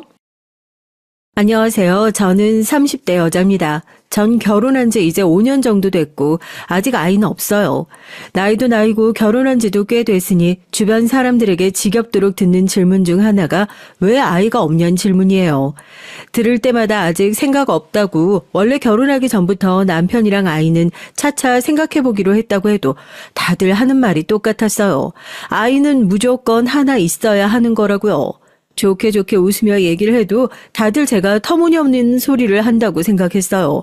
심지어 한 번은 쉬는 날 남편이랑 둘이 마트에 장을 보러 갔는데 돈가스 시식하시는 아주머니랑 아주 잠깐 얘기하는데 저희 부부가 아이가 없다는 얘기를 들으시곤 갑자기 제 등까지 때리시면서 왜 애를 안 낳냐고 훈수를 뒀다니까요.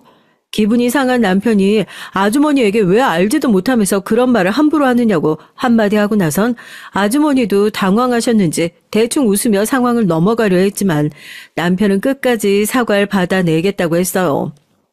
아는 사이도 아닌데 사람 등까지 때리면서 할 얘기는 아니죠. 당장 사과하세요. 아이고 젊은 사람이 까칠하네. 그냥 내 딸 같아서 한마디 한 거 가지고 왜 그래? 사람 참 무한하게. 남편이랑 아줌마의 티격태격하는 소리에 주변 사람들까지 웅성웅성하며 모였어요. 딸은 무슨 엄마가 딸한테 그렇게 말을 해요? 암튼 잘 알지도 못하시면서 아무한테나 선 넘지 마세요. 아셨어요? 여보 별일 아닌 거 가지고 왜 그래? 아주머니 무안해 하시잖아. 그만해. 그나마 다행인 건 제가 옆에서 말리니까 남편도 금방 구겨진 표정 풀고 카트 끌고 가버렸다는 겁니다. 마트를 나와서도 남편은 화가 풀리지 않았는지 연신 짜증을 냈어요. 우리가 애를 낳든 말든 도대체 무슨 상관이라고 멋대로 훈수를 두고 난리야? 진짜 우리나라 아줌마들 문제라니까. 그냥 농담하신 거 가지고 뭘 또 그렇게까지 예민하게 굴어? 우리가 그런 소리 한두 번 들어? 물론 저도 저에 대해 잘 모르는 사람들에게 그런 얘기 들을 때마다 남편 못지않게 기분 상해요. 하지만 말 그대로 나에 대해 모르는 사람들이 그냥 하는 소린데 굳이 예민하게 받아들일 필요 없다고 생각했습니다. 남편과 전 어릴 때부터 한 동네에서 자란 동창이에요. 초등학교, 중학교를 같이 나왔습니다. 지금의 시누이인 남편의 동생과도 언니 동생 하면서 친하게 지냈고요. 제가 성인이 된 후 오랜만에 시누이네 집에 놀러 갔다가 군대를 제대하고 나온 남편을 만나서 다시 알고 지내게 됐거든요. 몇 년 가깝게 지내다가 자연스레 연애하고 결혼했어요. 남편이 원래 학교 다닐 때 공부만 하고 친구는 별로 없어서 당시엔 제가 썩 좋아하지 않았었는데 어른이 되고 나서 보니까 그런 모습이 오히려 멋있게 보이더라고요. 남편이 명문대를 나와 석사까지 마치고 대기업 연구원으로 취직했거든요. 제가 속물 근성이 있는지 능력이 있는 남편의 모습이 멋있게 보였습니다. 그래서 결혼까지 하게 된 거고요. 저와 남편은 성격이 정반대예요. 전 무슨 일이 생겨도 크게 동요하지 않고 그러려니 하고 넘기는 성격인데 남편은 굉장히 예민하고 차가운 성격이라 누가 듣기 싫은 소리를 하면 잘 넘어가질 못합니다. 한번 기분이 상하면 상대방에게 사과를 받아야만 항상 상황이 정리가 됐거든요. 사실 뭐든 대수롭지 않게 넘기고 긍정적인 성격의 저와 달리 항상 철저하고 냉정한 남편의 똑 부러지는 모습이 좋아서 결혼한 거예요. 저에게 없는 면이 남편에게 있는 게 어른스럽게 보였거든요. 그런데 나이가 들면 들수록 남편의 그런 점이 절 힘들게 할 때가 있었어요. 남편은 항상 본인의 생각이 제일 옳다고 생각했습니다. 본인이 납득 안 되는 상황이면 끝까지 걸고 넘어졌고요. 그런 점은 부부싸움을 할 때도 나타났어요. 한 번은 이런 적이 있었어요. 시어머니께서 제가 한 갈비찜이 먹고 싶다고 하셔서 일이 끝나자마자 고기를 사다가 시댁에 갔죠. 시어머니께서 종종 드시고 싶은 게 있으면 저에게 좀 해달라고 연락 올 때가 있거든요. 처음엔 저도 일 끝나고 장까지 봐서 시댁에 가기 귀찮았지만 제가 한 음식이 맛있어서 하시는 말씀인데 거절하기 어려웠습니다. 그래서 그날도 기분 좋은 마음으로 시댁에 가서 갈비찜을 해서 퇴근하고 시댁으로 온 남편과 함께 저녁을 먹었죠. 설거지까지 마친 제가 남편이랑 시부모님이 거실에 앉아 얘기를 나누고 계시길래 전 텔레비전을 봤어요. 마침 뉴스가 하고 있길래 리모컨을 찾았습니다. 저도 평소에 정치에 전혀 관심도 없고 정치 가지고 왈가왈부하는 사람도 별로 좋아하지 않아서 리모컨을 들고 채널을 바꿨죠. 그런데 갑자기 시어머니가 저에게 버럭 하시더라고요. 어머, 나 뉴스 집중해서 보고 있었는데 말도 안 하고 갑자기 채널 돌리면 어떡하니? 죄송해요, 어머님. 제가 정치 뉴스 보는 걸 싫어해서 저도 모르게 채널 바꿨네요. 다시 틀어놓을게요. 시어머니의 말씀에 전 황급하게 다시 채널을 바꿨습니다. 너는 애가 어릴 때부터 세상 돌아가는 거 인형 관심도 없고 매일 놀러만 다니더니만 여전하구나. 사람이 하루에 한 번은 뉴스도 보고 정치인들 하는 얘기도 들어야 견문이 넓어지는 거야.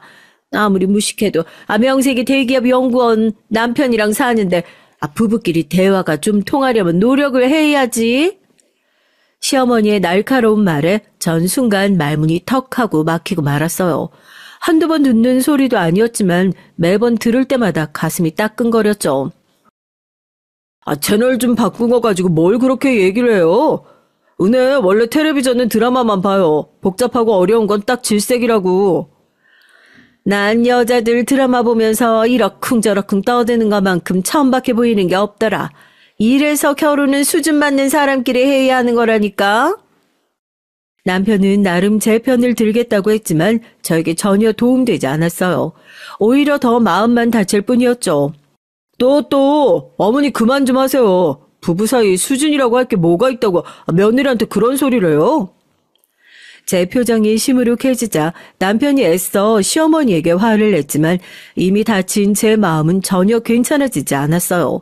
그런데 그날 집에 돌아오는 길에 남편이 시댁에서 일이 답답했는지 저에게 화를 냈습니다. 너는 자존심도 없어? 엄마가 무식하네 어쩌네 하면 나랑 수준이 안 맞다고 하는데 그런 소리를 듣고도 멍청하게 왜 가만히 있어? 남편 나름대로 속상해서 하는 소리라는 걸 알지만 저도 속상했어요. 하루 종일 가게에서 일하고도 집에 못 가고 시댁에 가서 밥상 차리고 설거지까지 다 했는데도 시어머니에게 그런 소리를 들었으니 화가 나서 아직도 가슴이 뛰고 얼굴이 뜨겁게 익어 있었습니다. 그런데 남편까지 저에게 답답하다며 구박을 하니까 화가 나더라고요. 나라고 뭐 성질이 없어서 이 시간에 시댁까지 가서 밥하고 설거지까지 하면서 참고 있는 줄 알아? 어차피 내가 말해봐야 어머니가 보시기에 부족하고 마음에 안 드는 며느리니까 나도 꾹 참는 거라고. 지금 이 와중에 넌 우리 집에 가서 밥하고 설거지한 게 억울해? 남편은 또 이상한 방향으로 불똥이 튀었어요. 남편의 행동에 저도 화가 나고 답답해서 한마디 더 했죠. 그럼 요즘 세상에 어떤 며느리가 퇴근하고 시댁 가서 밥을 차려? 당신도 그래. 내가 힘들게 장보고 상까지 차렸으면 양심적으로 설거지라도 해야지. 어떻게 가만히 있어? 그렇게 하기 싫었으면 하지 말지. 왜 자기 맘대로 다 하고 나서 괜히 가만히 있는 사람한테 생색이야? 당신이 가만히 있었어? 지금도 나한테 뭐라고 하고 있잖아. 매일 며느리 구박 못해서 안달인 시어머니가 잘못이지. 앞에서 말 못하고 가만히 있었던 내가 잘못이야? 그러니까 잘못한 것도 없으면서 맨날 꿀먹은 벙어리처럼 당하고 있지 말고 말을 하라고. 남편은 항상 이런 식이었어요. 본인이야 하고 싶은 것만 하고 하기 싫은 건 안 하면서 살아서 모르는 거죠. 제가 시댁에서 할 말 다 하고 하기 싫은 건 안 하고 살 수 없는 사람이라는 걸 전혀 모르고 있었습니다. 사실 결혼하고 지금까지 이런 일이 한두 번이 아니었어요. 사실 시어머니께서 결혼 전부터 절 좋아하지 않으셨거든요. 어릴 적 동네에서 그냥 알고 지낼 때야 저에게 아예 관심도 없으셨으니까 몰랐지만 알고 보니 제가 시누이랑 어울려 다닐 때부터 저에 대해 썩 좋지 않으셨나 보더라고요. 집도 가난하고 공부도 잘못한 제가 남편과 엮일 줄 생각도 못 하셨나 봐요. 저와 남편이 처음 결혼하겠다고 시댁에 인사 갔을 때 시어머니는 농담하지 말라고 그런 거로 장난치는 거 아니라고까지 하셨죠. 대놓고 결혼은 절대 안 된다고 하신 건 아니지만 시누이 말로는 시어머니께서 제가 인사드리고 돌아가고 나서 남편에게 정말 저와 결혼하려고 하는 게 맞느냐고 몇 번이나 물으셨다고 하더라고요. 아무리 어릴 때부터 친구라도 사람이 어느 정도 수준이라는 게 맞아야지. 동네에서 생선이나 파는 집 딸내미랑 네가 어울리기나 해? 우리 집도 지금이야 아버지가 잘 풀려서 사장님 소리 듣는 거지. 어릴 때야 시장에서 장사한 거 똑같은데 무슨 그런 소리를 해요? 부부가 수준이 맞을 필요가 뭐 있어. 서로 좋아하면 되는 거지. 실제로 시어머니와 남편이 나눈 대화를 시누이에게 듣고 나서 전 한동안 마음이 쓰여 남편에게 연락도 못할 정도였어요. 혹시나 시어머니의 말을 듣고 고민하다가 저와 결혼 못하겠다고 할까 봐서요. 어릴 때 시부모님이랑 친정 부모님은 같은 시장에서 장사를 하셨어요. 저희 친정 부모님은 생선 가게를 했고 시부모님은 냉면집을 했습니다. 그런데 시부모님이 냉면집을 하시던 건물 주변으로 재건축이 대대적으로 되면서 시아버지께서 제대로 알박기를 해놓으셨다가 남들보다 돈을 3배 넘게 받아오셨어요. 그 돈으로 근처 상가를 샀는데 재건축이 되면서 자연스레 같이 주변 부동산이 배로 뛰어 갑자기 40억대 건물주가 된 거예요. 그런 거 보면 참 사람 인생이란 모르는 것 같아요. 어릴 때만 해도 같은 시장 골목에서 매일 뛰놀며 부모님끼리 친하고 했었는데 재건축 이후로 저희 친정은 생선 장사에서 건어물 장사로 바뀌기만 했을 뿐 여전히 시장에서 장사하시고 시부모님은 건물주가 됐으니까요. 아무리 상황이 변했다고 해도 시어머니가 좀 얄미운 게 대놓고 저희 집안을 무시했어요. 제가 이젠 건어물 장사를 하신다고 몇 번을 얘기를 했는데도 시어머니는 자꾸만 절 부를 때마다 생선집 딸내미라고 말을 했습니다. 거기다가 다 지난 일이긴 하지만 아직도 서러운 게 상견례 날 오랜만에 만난 저희 친정 부모님 앞에서 결혼식 날 굳이 뭐하러 사람들을 다 부르냐고 가까운 친지만 모아서 하자고도 하셨고요. 남들한테 뭐 내세울 만한 결혼이라고 다 불러서 밥까지 먹여. 아유, 그냥 우리끼리 모여서 조촐하게 해. 시어머니야 그냥 하신 얘기인지 몰라도 삽시간에 상견례 분위기는 엉망이 됐죠. 특히나 전부터 절 탐탁치 않게 여기시는 시어머니를 얄밉게 생각했던 친정엄마가 참지 못하고 욱 하셨습니다. 애들이 좋아서 하는 결혼인데 내세우고 말 게 어딨어? 난 자식이라고 딸 하나라 이 사람 저 사람 다 초대해서 그냥 성대하게 할 거야. 준석이 엄마나 조촐하게 불러서 해. 아이고 은혜 어머니도 알잖아요. 이 사람이 우리 준석이 애지중지 키운 거 갑자기 장가 간다니까 아쉬워서 그러는 거니까 좀 이해해 주세요.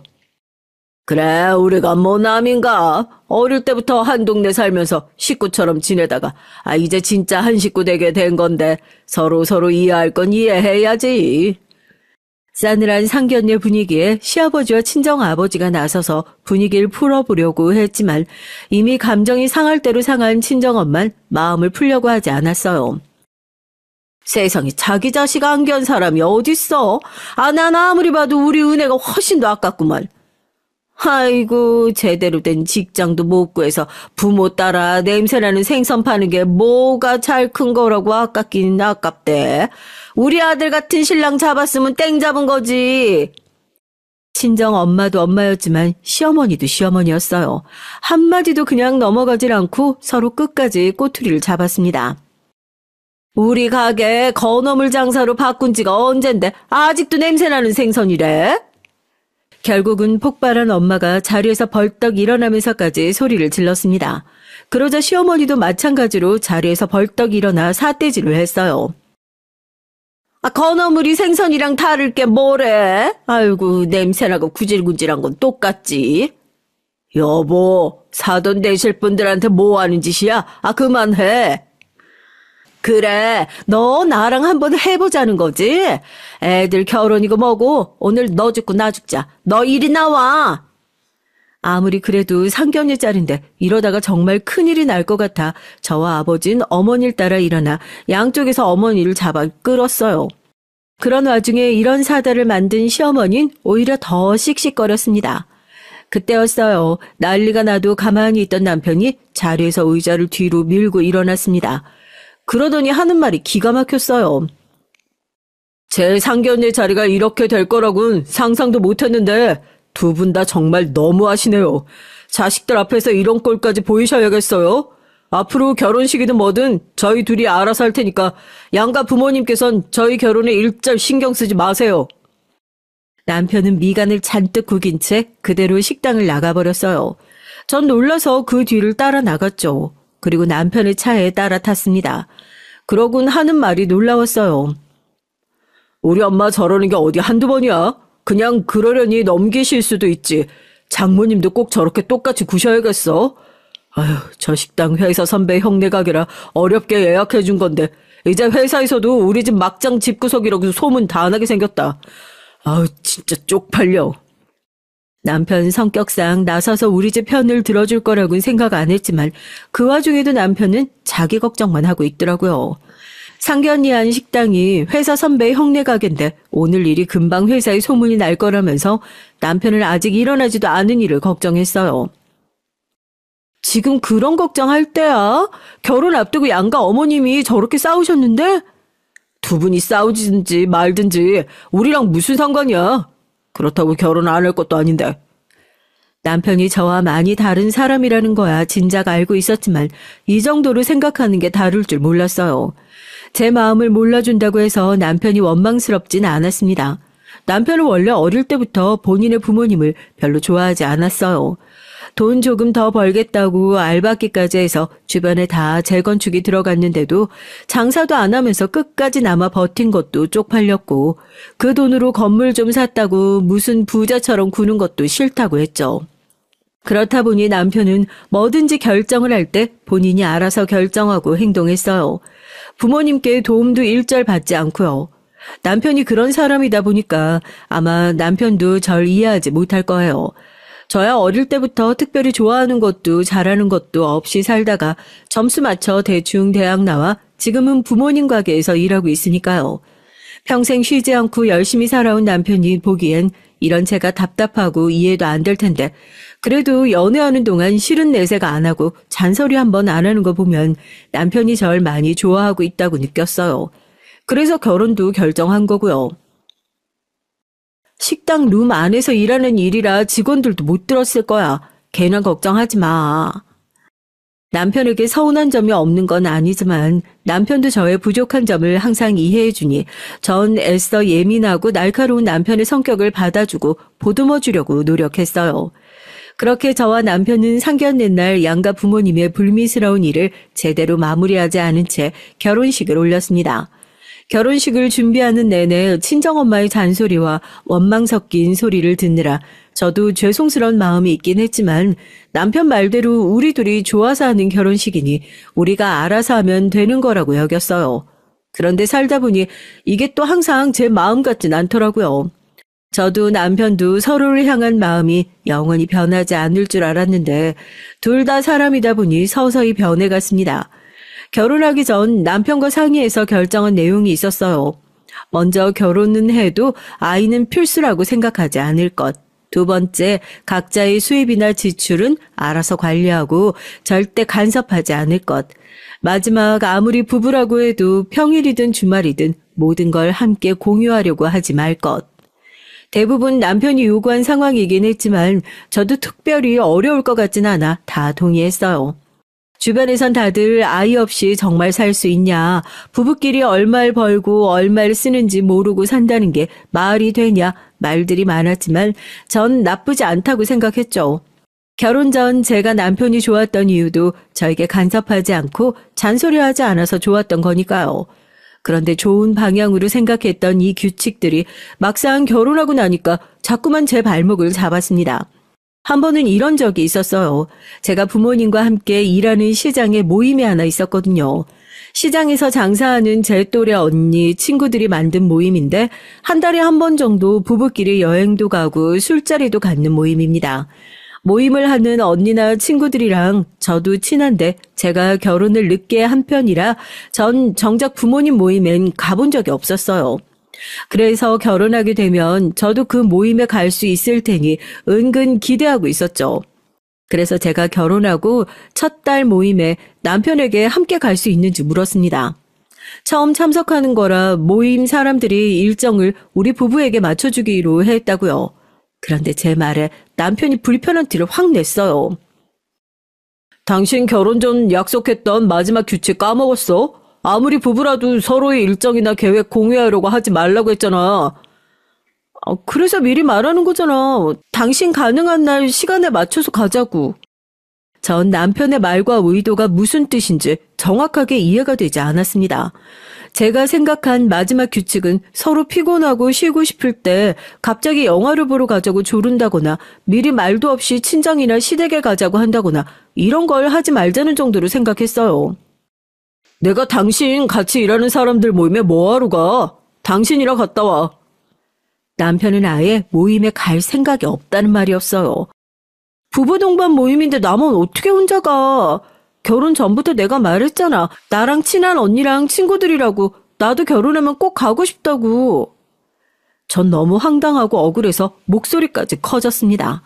아무리 가기 싫어도 그렇지 어떻게 생각도 안 해보고 곧바로 안 간다고 할 수 있는지 모르겠더라고요. 내가 언제 내 친구들 모임이나 직장 사람들 모임에 당신더러 같이 가자고 한 적 있어? 난 당신 불편할까봐 미리 배려하는 거야.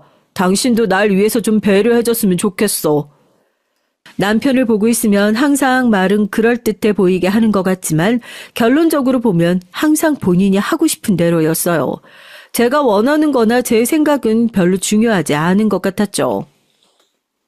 난 당신 친구들 모임이나 직장 사람들이랑 하는 모임에 가도 상관없어. 하나도 안 불편해. 부부싸움이라는 게 서로 말이 안 통하다 보면 결국은 목소리가 커지더라고요. 다툴 때 감정만 앞세우고 소리 지르는 걸 제일 싫어하는 남편에게 그 모습을 보이고 말았습니다. 이래서 딸은 친정엄마를 닮는다는 말이 있는 건가? 너 지금 장모님이랑 말투며 표정이며 똑같아. 남편은 좋게 말해서 이성적인 거지 가만 보면 사람이 참 싸가지가 없어요. 융통성도 없고요. 하다 친정 엄마까지 들먹이며 사람을 바보로 만들더라고요. 남편에 대해 모르는 게 없다고 자부하는 저지만 남편이 저럴 때마다 속이 골타 터진 것 같아요. 남편과 살아보니 사람이 능력만 있다고 다가 아니더군요. 공부만 하고 주변에 친구가 없어서 그런지 사람이 참 융통성이 없었어요. 시댁에서야 시부모님 두 분 다 남편의 말이라면 다 옳고 떠받들어 주지만 저희 친정은 그렇지 않았습니다. 결혼 전부터 양가 어머님 사이가 좋지 않았기에 결혼하고 나서도 친정엄마인 시댁이나 남편에 대한 마음이 썩 좋지 않았어요. 그래도 딸이랑 사는 사위다 보니 저희 시어머니처럼 대놓고 남편을 구박하거나 뭐라고 하진 않으셨지만 남편이 눈에 거슬리는 행동을 하면 참지 않으셨죠. 어느 날이었어요. 결혼하고 몇 년 됐을 때였는데 명절이라 남편이랑 친정에 갔죠. 어느 명절과 마찬가지로 시댁에서 받은 스트레스로 제 컨디션이 좋지 않았습니다. 매번 그랬지만 제가 좋아서 한 결혼이니 친정 부모님 앞에서 티를 내곤 싶지 않아서 애써 기분 좋은 척을 했어요. 그런데 제가 아무리 연기를 해도 부모님은 제 낯빛만 봐도 모든 걸 다 알고 계셨죠. 안 그런 척 하려고 하는데도 엄만 자꾸만 어디 아프냐, 무슨 일 있냐 물으셨습니다. 전 괜찮다고 별일 아니라고 했죠. 그러자 눈치 없는 친정 아버지께서 갑자기 뜬금없는 소리를 하셨어요. 혹시 우리 딸 임신한 거 아니야? 살도 좀 빠지고 눈도 퀭한 게 영 컨디션이 안 좋아 보이는데? 저와 남편이 아이 생각은 없다고 결혼 전부터 미리 말을 해서 시부모님은 저희 앞에서 손주 얘기 일절 안 하세요. 시부모님도 마음속으로야 당연히 손주를 원하시겠지만 평소 남편 성격을 잘 알다 보니 굳이 입 밖으로 꺼내지 않으시는 거죠. 하지만 친정 부모님은 손주에 대해 아직도 포기를 못 하셨어요. 저희가 때가 되면 애를 가질 거라고 기대를 했죠. 그런 친정 부모님 마음을 이해 못하는 건 아닙니다. 시댁에야 저희가 아니어도 시누이 부부가 있지만 저희 친정엔 저 말고 다른 자식이 없거든요. 그렇다 보니 손주를 원하시는 게 당연했어요. 전 그런 부모님의 마음을 알다 보니까 아버지께서 그렇게 말해도 그냥 웃어 넘겼죠. 임신은 무슨, 그냥 좀 피곤해서 그래요. 오늘 푹 자면 괜찮을 거야. 저는 애써 좋게 넘기려고 하는데 그럴 때마다 남편은 굳이 정색을 하고 꼭 같은 말을 또 하고 또 했어요. 장인어른, 저번에도 말씀드렸다시피 저랑 은혜는 아직 아이 생각이 없어요. 그러니까 행여 농담이라도 그렇게 말씀 안 하셨으면 좋겠습니다. 사람이 융통성이 없어도 저렇게 없을 수가 있을까요? 그냥 좋게 좋게 넘어가는 말을 남편은 전혀 모르는 사람이었어요. 그런 남편의 성격을 가만히 봐주지 못하는 건 친정 엄마도 마찬가지였습니다. 자네야말로 답답한 소리 좀 하지 말게. 우리 은혜가 어릴 때부터 아기든 동물이든 얼마나 좋아했는데 이게 다 자네가 애 생각이 없어서 우리 은혜한테 강요하는 거잖아. 엄마, 아니야. 우리 둘 다 애는 무조건 안 낳는다는 게 아니라 지금은 아직 애 낳을 생각이 없다는 거야. 지금은 일이 더 중요할 때니까. 역시나 항상 수습하는 건 저의 몫이었습니다. 친정 어머니의 말에도 남편은 불만이 가득한 얼굴로 입을 꾹 다물고 있었죠. 아이고, 맨날 건물주라고 돈 자랑질만 해야 되면서 뭘 얼마나 벌어서 쌓아두려고 애까지 미루고 일을 한대? 남편도 남편이지만 친정 엄마도 엄마예요. 안 그래도 시댁에서 이래저래 고생하고 온 딸 마음 편하게 쉬지도 못하게 하셨죠. 그때였습니다. 제가 한마디 더 하려던 찰나에 남편이 참지 못하고 또 나섰어요. 장인 장모님 세대나 결혼하면 아이가 의무였지 저희 세대는 전혀 그렇지가 않아서요. 세상에 할 일이 얼마나 많은데 전 자식한테 평생 발목 잡혀가며 살고 싶지 않습니다. 순간 집안의 정적이 일렀어요. 웬만해서 모든 말을 다 받아치는 친정 어머니마저 말문이 막혔는지 어안이 벙벙하다는 눈빛으로 혀만 끌끌 찼죠.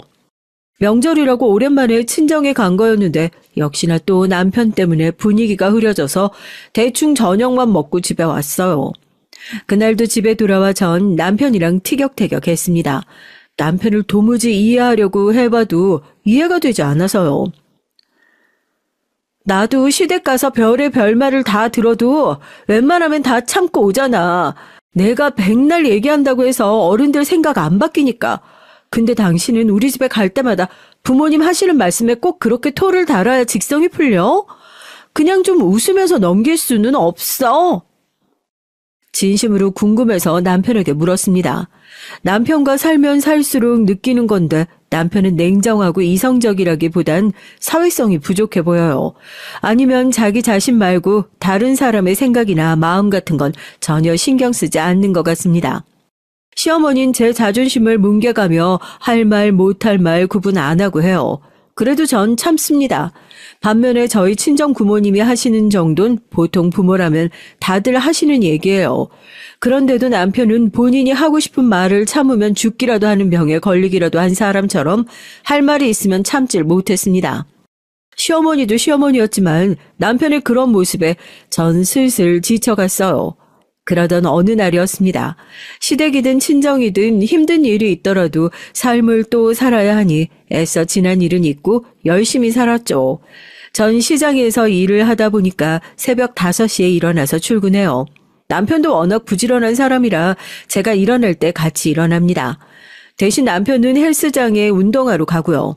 본인 몸이나 건강을 굉장히 챙기거든요. 운동 가기 전에 제가 만들어준 샐러드와 과일 주스를 가지고 나가요. 물론 자기 건강 챙기고 몸 챙기는 거 좋습니다. 그런데 그것마저도 절 피곤하게 하니 힘들었죠. 혹시 제가 장을 못 봐서 샐러드나 주스가 부실하면 그렇게 인상을 쓰고 구박을 했어요. 내가 아침상을 거하게 차려달라는 것도 아니고 고작 샐러드랑 과일 몇 개 갈아주는 건데 그것도 귀찮아서 점점 부실해지는 거야? 고작이라니. 나도 출근 준비하면서 매일 야채 사서 씻고 다듬는 게 얼마나 일인데. 오늘 퇴근하고 오면 재료 사올 테니까 오늘은 그냥 좀 먹어. 남편이 그런 소리를 할 때마다 전 서운하다 못해 서럽습니다. 사실 제가 말을 안 해서 그렇지 저도 새벽에 나가 저녁에 들어오는데도 집안일은 전부 다 제가 해요. 항상 뭐든 공평하게 철두철미한 사람이 집안 돌아가는 일엔 전혀 관심이 없습니다. 결혼 초기에 할 줄 몰라서 그런가 보다 싶어 한두 번 제가 가르쳐 줬어요. 밥이나 설거지는 몰라도 청소 빨래 정도는 할 수 있겠지 싶어 가르쳤습니다. 그런데 몇 번을 알려줘도 먼저 하려고 하질 않았어요. 심지어 본인은 손 하나 까딱 안 하면서 잔소리는 또 어지간히 해댔어요. 한 번은 쉬는 날이라 좀 늦게까지 잠을 자고 있었는데 남편이 무슨 급한 일이라도 있는 것처럼 다급하게 깨우더라고요. 전 피곤해서 잘 떠지지도 않는 눈을 간신히 떴습니다. 그러자 남편이 웬 티셔츠를 들고 제 앞에 드밀더라고요. 나 오늘 회사 체육대회라 이 티셔츠 입고 간다고 말했잖아. 안 다려놨어? 전 순간 꿈을 꾸는 줄 알았습니다. 평소에 잘 입지도 않는 면 티셔츠를 들이밀면서 안 다려놨다고 하는데 기가 막혔죠. 오늘 체육대회라며 누가 셔츠도 아니고 면 티셔츠를 다려 입어. 저는 살다 처음 들었어요.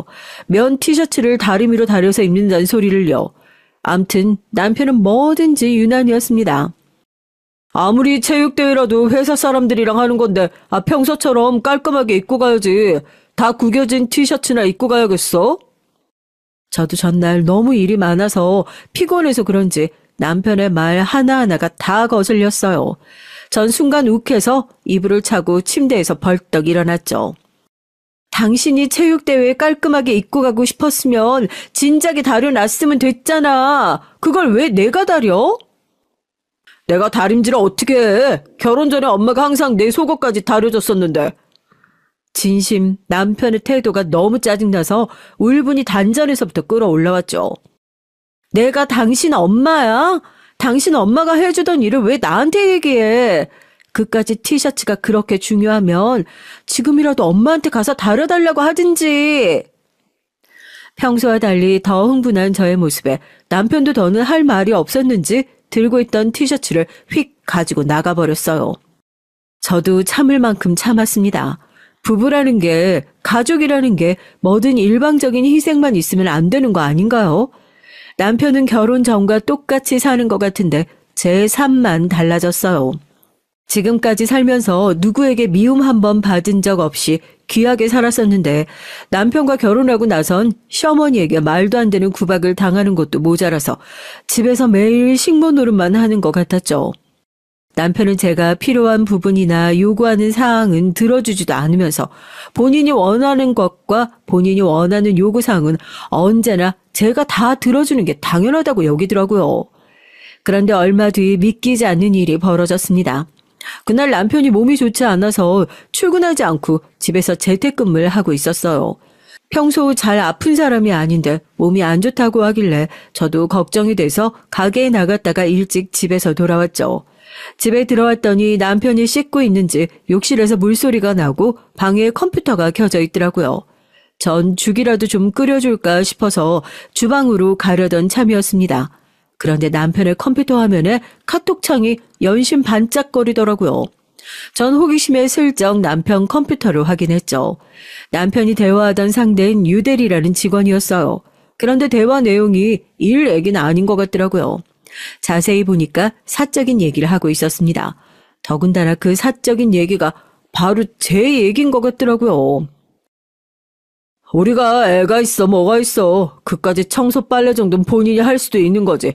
꼭 불공평하다면서 꾸역꾸역 잘하지도 못하는 거 나한테 시킨다니까. 내가 이래서 애를 안 낳는 거야. 애 낳아봐. 이거 해라 저거 해라. 얼마나 잔소리하겠어. 에이, 부모님 반대까지 무릅쓰고 결혼할 만큼 좋아했으면서 이제 와서 웬 엄살이세요. 그거야 애가 순진하고 물러터져서 내 말이라면 죽는 신용이라도 할 애니까 그런 거지. 근데 마누라도 나이가 드는지 점점 드세져. 깡패 장모님이랑 완전 똑같다니까. 아우, 과장님 드센 여자 안 좋아하시는데 큰일 났네요. 전 순간 제 두 눈을 의심했어요. 이게 정말 남편이 회사 후배와 주고받는 말이 맞나 싶어서요. 전 너무 놀라고 화가 나서 죽이고 뭐고 그대로 집을 나와버렸죠. 저런 인간 뭐가 예쁘다고 죽을 끓여주겠어요. 마음 같아선 아파서 죽든 말든 상관하고 싶지 않더라고요. 그날 이후론 남편을 보는 게 불편했습니다. 그나마 있던 정마저 다 떨어진 건지 정말 눈도 마주치고 싶지 않았어요. 그런데 마음이 불편한 건 저뿐만이 아닌 것 같더군요.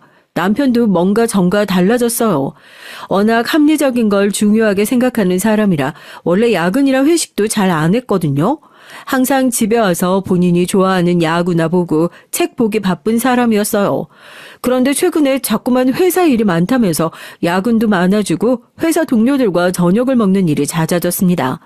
남편이 믿고 꼴 보기 싫어도 이건 다른 문제였어요. 자꾸만 남편에게서 마음에 걸리는 것들이 생기기 시작했습니다. 원래 야근하는 것도 싫어하고 회사 사람들이랑 밖에서 만나는 것도 싫어하는 사람이 요즘 웬일이래? 나도 이제 과장인데 팀원들이랑 잘 지내고 후배들도 좀 챙겨야지. 같은 팀에 일하는 대리가 취미도 비슷하고 성격도 비슷해서 잘 맞아. 그 친구랑 앞으로 주말에 종종 야구도 보러 가기로 했으니까 그런 줄 알아. 얼마 전 제가 남편 컴퓨터에서 대화 내용을 봤던 유대리라는 사람을 말하는 것 같더라고요. 최근에 다른 회사에서 남편네 회사로 왔는데 종종 그 직원이랑 저녁도 먹고 야근도 하는 것 같았어요. 남편이 원래 누구 칭찬하는 사람이 아닌데 본인이랑 소울메이트라고 얘기를 하더라고요. 전 그러려니 했습니다. 안 그래도 요즘 집에 둘이 붙어 있으면 자꾸 싸우는데 남편도 취미가 있어서 밖에서 사람들도 만나고 즐겁게 보내다 오는 게 저에게도 더 낫다고 생각했죠. 그런데 그게 좀 과했어요. 남편은 마치 딴 데 정신이 팔린 사람처럼 가정엔 조금도 관심이 없었습니다. 저는 집안일에 관심이 있거나 살가운 사람은 아니었지만 그래도 우리가 심적으로 부부라는 유대감이 있었고 주말이면 가끔 영화도 보러 가고 데이트도 하면서 지냈었거든요. 그런데 최근 몇 개월 동안은 전혀 그런 교감이 없었어요. 남편은 항상 바빴고 저 혼자 집에 남겨지는 일이 많아졌죠. 점점 이런 생활이 자연스러워지니 저도 우울해지더라고요. 그리고 오만 가지 생각이 다 들었습니다. 어쩌면 이게 바로 주변 사람들이 말하던 자식이 없어서 생기는 부부간의 문제인가 싶기도 하고요. 한번 그렇게 생각이 들고 나니까 전 자꾸만 아이를 낳고 싶다는 생각이 들었습니다. 그래서 은근슬쩍 남편에게 아이 얘기를 꺼냈죠. 여전히 아이 낳고 싶은 생각이 없냐고요. 그러자 남편은 기다렸다는 듯 전혀 없다고 대답을 했어요. 전 더 얘기해봐야 남편과 괜히 다투게 될 것 같아 말을 아꼈죠. 그리고 며칠 뒤 시댁에 일이 있어서 갔을 때 시부모님께 넌지시 얘기를 했어요. 손주 보고 싶은 생각 없으시냐는 투로요. 제 말에 시아버진 좋아하셨지만 시어머니는 반응이 달랐습니다. 너희 나이가 벌써 30대 후반인데 지금 나서 애를 언제 키우니? 괜히 뒤늦게 고생하지 말고 그냥 각자 즐기면서 살아. 에휴, 그래도 애는 하나 있으면 좋지.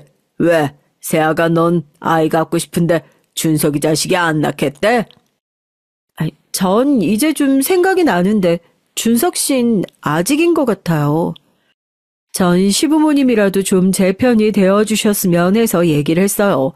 역시나 시아버지는 제 말을 긍정적으로 생각을 하시더라고요.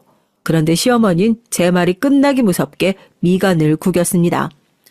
어이씨구, 왜? 혹시 너희 부부 사이에 무슨 일 생겼니? 그래서 뜬금없이 애라도 가지겠다고 그러는 거 아니야? 시어머니는 생각지도 못한 소리를 했습니다. 제 속을 다 꿰뚫어 보기라도 하시는 것처럼 저와 남편 사이를 물었죠. 전 애써 아니라고 더 늦기 전에 낳고 싶은 것뿐이라고 했습니다. 제 말에도 시어머니는 못 믿겠다는 듯 의미심장한 눈빛으로 연신 절 쳐다봤어요. 전 괜한 말을 했다 싶었습니다. 그로부터 얼마 뒤 시아버지의 칠순잔치 날이 됐어요. 그 자리에서 믿기지 않는 충격적인 일이 있었어요. 전 미리 준비한 한복까지 입고 잔치에 온 손님들에게 인사하려고 연회장 입구에서 서 있는데 시어머니께서 저를 본 척도 안 하시더니 친정 부모님을 연회장에 못 들어가게 막았다는 겁니다. 어머, 어디서 썩은 생선 냄새가 나나 했더니만, 아우, 여기서 나는 냄새였네. 여기가 어디라고 왔어요? 아이, 당장 나가요. 이 변내가 미쳤나? 바깥 사돈 칠순이라길래 가게 문까지 닫고 왔더니만 지금 뭐 하는 거야? 사돈은 무슨 사돈? 우리가 왜 사돈이야? 전 말도 안 되는 이 상황에 너무 기가 차서 말도 나오질 않았죠. 들으시는 분들도 기가 막히시죠. 이게 다 어떻게 된 일이냐면요. 얼마 전 남편이 저에게 이혼하자고 하긴 했어요. 뜬금없이 술에 잔뜩 취해서 들어와서는 절 깨우더니 한다는 말이 이혼해달라고 하더라고요. 남편에게 여자가 생겼대요. 남편이 바람을 피웠다는 말도 기가 막혀 죽겠는데 글쎄 이 인간이 그 상간녀를 사랑한답니다. 내가 살면서 이렇게까지 사랑하는 여자를 만날 거라고 생각도 못 해봤어. 그러니까 제발 이혼 좀 해줘. 나 남은 인생은 그 여자랑 살고 싶어. 전 남편 하는 짓에 웃음만 나왔습니다. 너무 가소로워서요. 아주 혼자 드라마를 찍고 있네. 이혼하더라도 내가 원하는 때에 할 거니까 그런 줄 알고 입 닥치고 잠이나 자. 여자가 말하는 것 좀 봐. 이렇게 드세고 무식하니까 내가 정이 떨어졌지. 당신 내 성격 알지? 나 한 번 정 떨어진 사람이랑은 하루도 못 사니까 당장 헤어져. 그날부터 남편은 저만 보면 이혼해달라고 사정사정을 했어요. 하지만 전 들은 척도 안 했습니다. 사실 남편이 시아버지 칠순 잔치 때도 오지 말라고 했지만 전 들은 척도 안 했어요. 지난 5년간 제가 이 집 며느리이자 남편의 아내로 살았는데 제가 못 올 이유가 없다고 생각했거든요. 그런데 그때였습니다. 믿기지 않는 일이 벌어졌죠. 시어머니께서 친정 부모님을 문전박대한 것도 모자라서 잘 차려입은 웬 여자 손님을 데려다가 입구에 세워놓고 손님들에게 며느리라고 소개를 하고 있더라고요. 아이고, 여기까지 와주셔서 감사합니다. 네네, 아유, 맞아요. 이쪽이 저희 며느리요. 아들이랑 같은 땡땡 기업 다녀요. 얼굴도 예쁘죠? 전 기가 막히고 코가 막혔습니다. 멀쩡히 이 집 며느리인 제가 여기 있는데 다른 년을 며느리라고 소개를 하다니요. 치사한 남편과 시어머니가 무슨 짓을 꾸밀지 생각 못했던 건 아니지만 이렇게까지 할 줄은 몰랐어요. 알고 보니까 남편이 저와 헤어지고 새로 만난 상간녀와 재혼하겠다고 벌써 시부모님께 인사까지 했나 보더라고요. 시어머니와 저보다 학벌도 좋고 직업도 좋은 상간녀를 마다할 이유가 없었는지 바로 허락을 했대요. 그러니까 결국 현재의 시어머니와 남편의 걸림돌은 저 하나였던 겁니다. 빨리 저를 정리해야 남편이 원하는 대로 살 수 있으니까요. 그쯤 되니 저도 간신히 붙잡고 있던 이성의 끈이 빠지지 끊어지더군요. 전 우렁찬 목소리로 소리를 냅다 질렀습니다. 늙은 여우년아, 내가 만만해 보이니? 내가 너희 두 모자 가만히 둘 줄 알아? 제 목소리에 호텔 연회장 로비가 쩌렁쩌렁 울렸죠. 그러자 주변에 있던 손님들이 웅성웅성 수군거렸어요. 이 옆엔 내가 미쳐도 단단히 미쳤네. 무식하게 사람들이 있는 앞에서 지금 뭐 하는 거야? 미친 건 너지, 이 인간아. 너야말로 쪽팔린 줄 모르고 지금 뭐 하는 거야? 나 아직 너랑 이혼 안 했어. 법적으로 너랑 내가 부부라고. 근데 감히 저런 천박한 상간녀를 내 자리에 데려다 놓고 소개를 해? 얼씨구, 얘 말은 똑바로 해야지. 우리 유진이가 어딜 봐서 천박하니? 네가 무식해서 뭘 모르나 본데 우리나라의 간통죄 없어진 지가 언젠데 상간녀는 상간녀야. 너랑 우리 준석이 솔직히 식만 올렸지 애도 없고 남보다 못하게 살았잖아. 우리 아들이 이제야 정신 차려서 제대로 된 여자랑 좀 살겠다는데 방해 좀 그만하고 알아서 좀 떨어져. 내가 위자료 알아서 두둑하게 챙겨줄게. 시어머니는 이제 아예 체면은 다 갖다 버렸는지 막 나갔어요. 저한테 매일 생선집 딸내미라고 부르더니만 이제 만난 지 얼마 되지도 않은 상간녀년을 우리 유진이라고 불렀습니다. 전 시아버지 칠순잔치나 다 끝나고 터뜨릴까 했는데 더는 참을 수가 없었죠. 아, 네. 우리 어머님 상간녀가 굉장히 마음에 드시나 본데요. 어디 이 사실을 알고도 그 입에 우리 유진이 소리가 나오는지 좀 볼까요? 전 가방에서 꺼낸 서류 봉투를 시어머니 가슴에 던져줬습니다. 제 행동에 남편은 놀라 저에게 다가와 지금 뭐 하는 거냐고 눈을 동그랗게 떴죠. 뭐긴 뭐야. 멍청한 네가 사랑한다는 그 여자의 실체지. 내가 우리 유진이에 대해 모르는 게 뭐가 있다고. 실체는 실체야. 괜한 짓 하지 말고 그만 돌아가. 정색한 남편이 이제 그만하라며 절 연회장에서 쫓아내려고 했어요. 그때였습니다. 제가 건넨 서류를 확인한 시어머니가 깍 하고 소리를 질렀어요. 이게 다 뭐냐. 너 이유진, 이게 사실이야? 애가 셋이나 있다는 게 사실이냐고. 시어머니의 소스라치는 목소리에 순간 그 자리에 있던 사람들 모두가 놀라 쑥덕거렸어요. 그랬습니다. 전 진작 남편과 상간녀의 외도 사실을 알고 상간녀의 뒷조사를 좀 했어요. 외도 사실을 어떻게 알았냐고요? 세상 일이라는 게 참 모르는 거더라고요. 알고 보니 유대리라는 사람이 남자가 아니라 여자였더라고요. 전 남편이 유대리에 대해 자주 얘기하길래 당연히 남자라고 생각했죠. 제가 유대리가 여자라는 사실을 어떻게 알게 된 줄 아세요? 그날은 주말이었습니다. 남편이 유대리와 야구를 보러 간다고 나간 날이었어요. 오랜만에 자유를 얻은 저도 집에서 빈둥거리며 누워있었죠. 그런데 채널을 돌리다가 우연히 남편이 보러 간다던 야구 중계를 보게 됐고요. 저야 야구의 야자도 모르지만 남편이 응원하는 팀이 잘 못한다는 건 익히 들어 알고 있었는데 웬일로 이기고 있더라고요. 오랜만에 야구장 간 건데 이기고 있어서 좋아하고 있겠네. 어머, 저게 뭐야? 저 사람 지금 저기서 뭐 하고 있는 거야?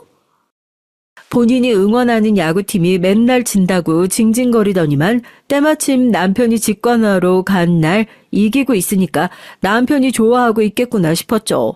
잠깐 야구를 보다가 채널을 바꾸려던 그때 충격적인 장면을 제 두 눈으로 보고야 말았습니다.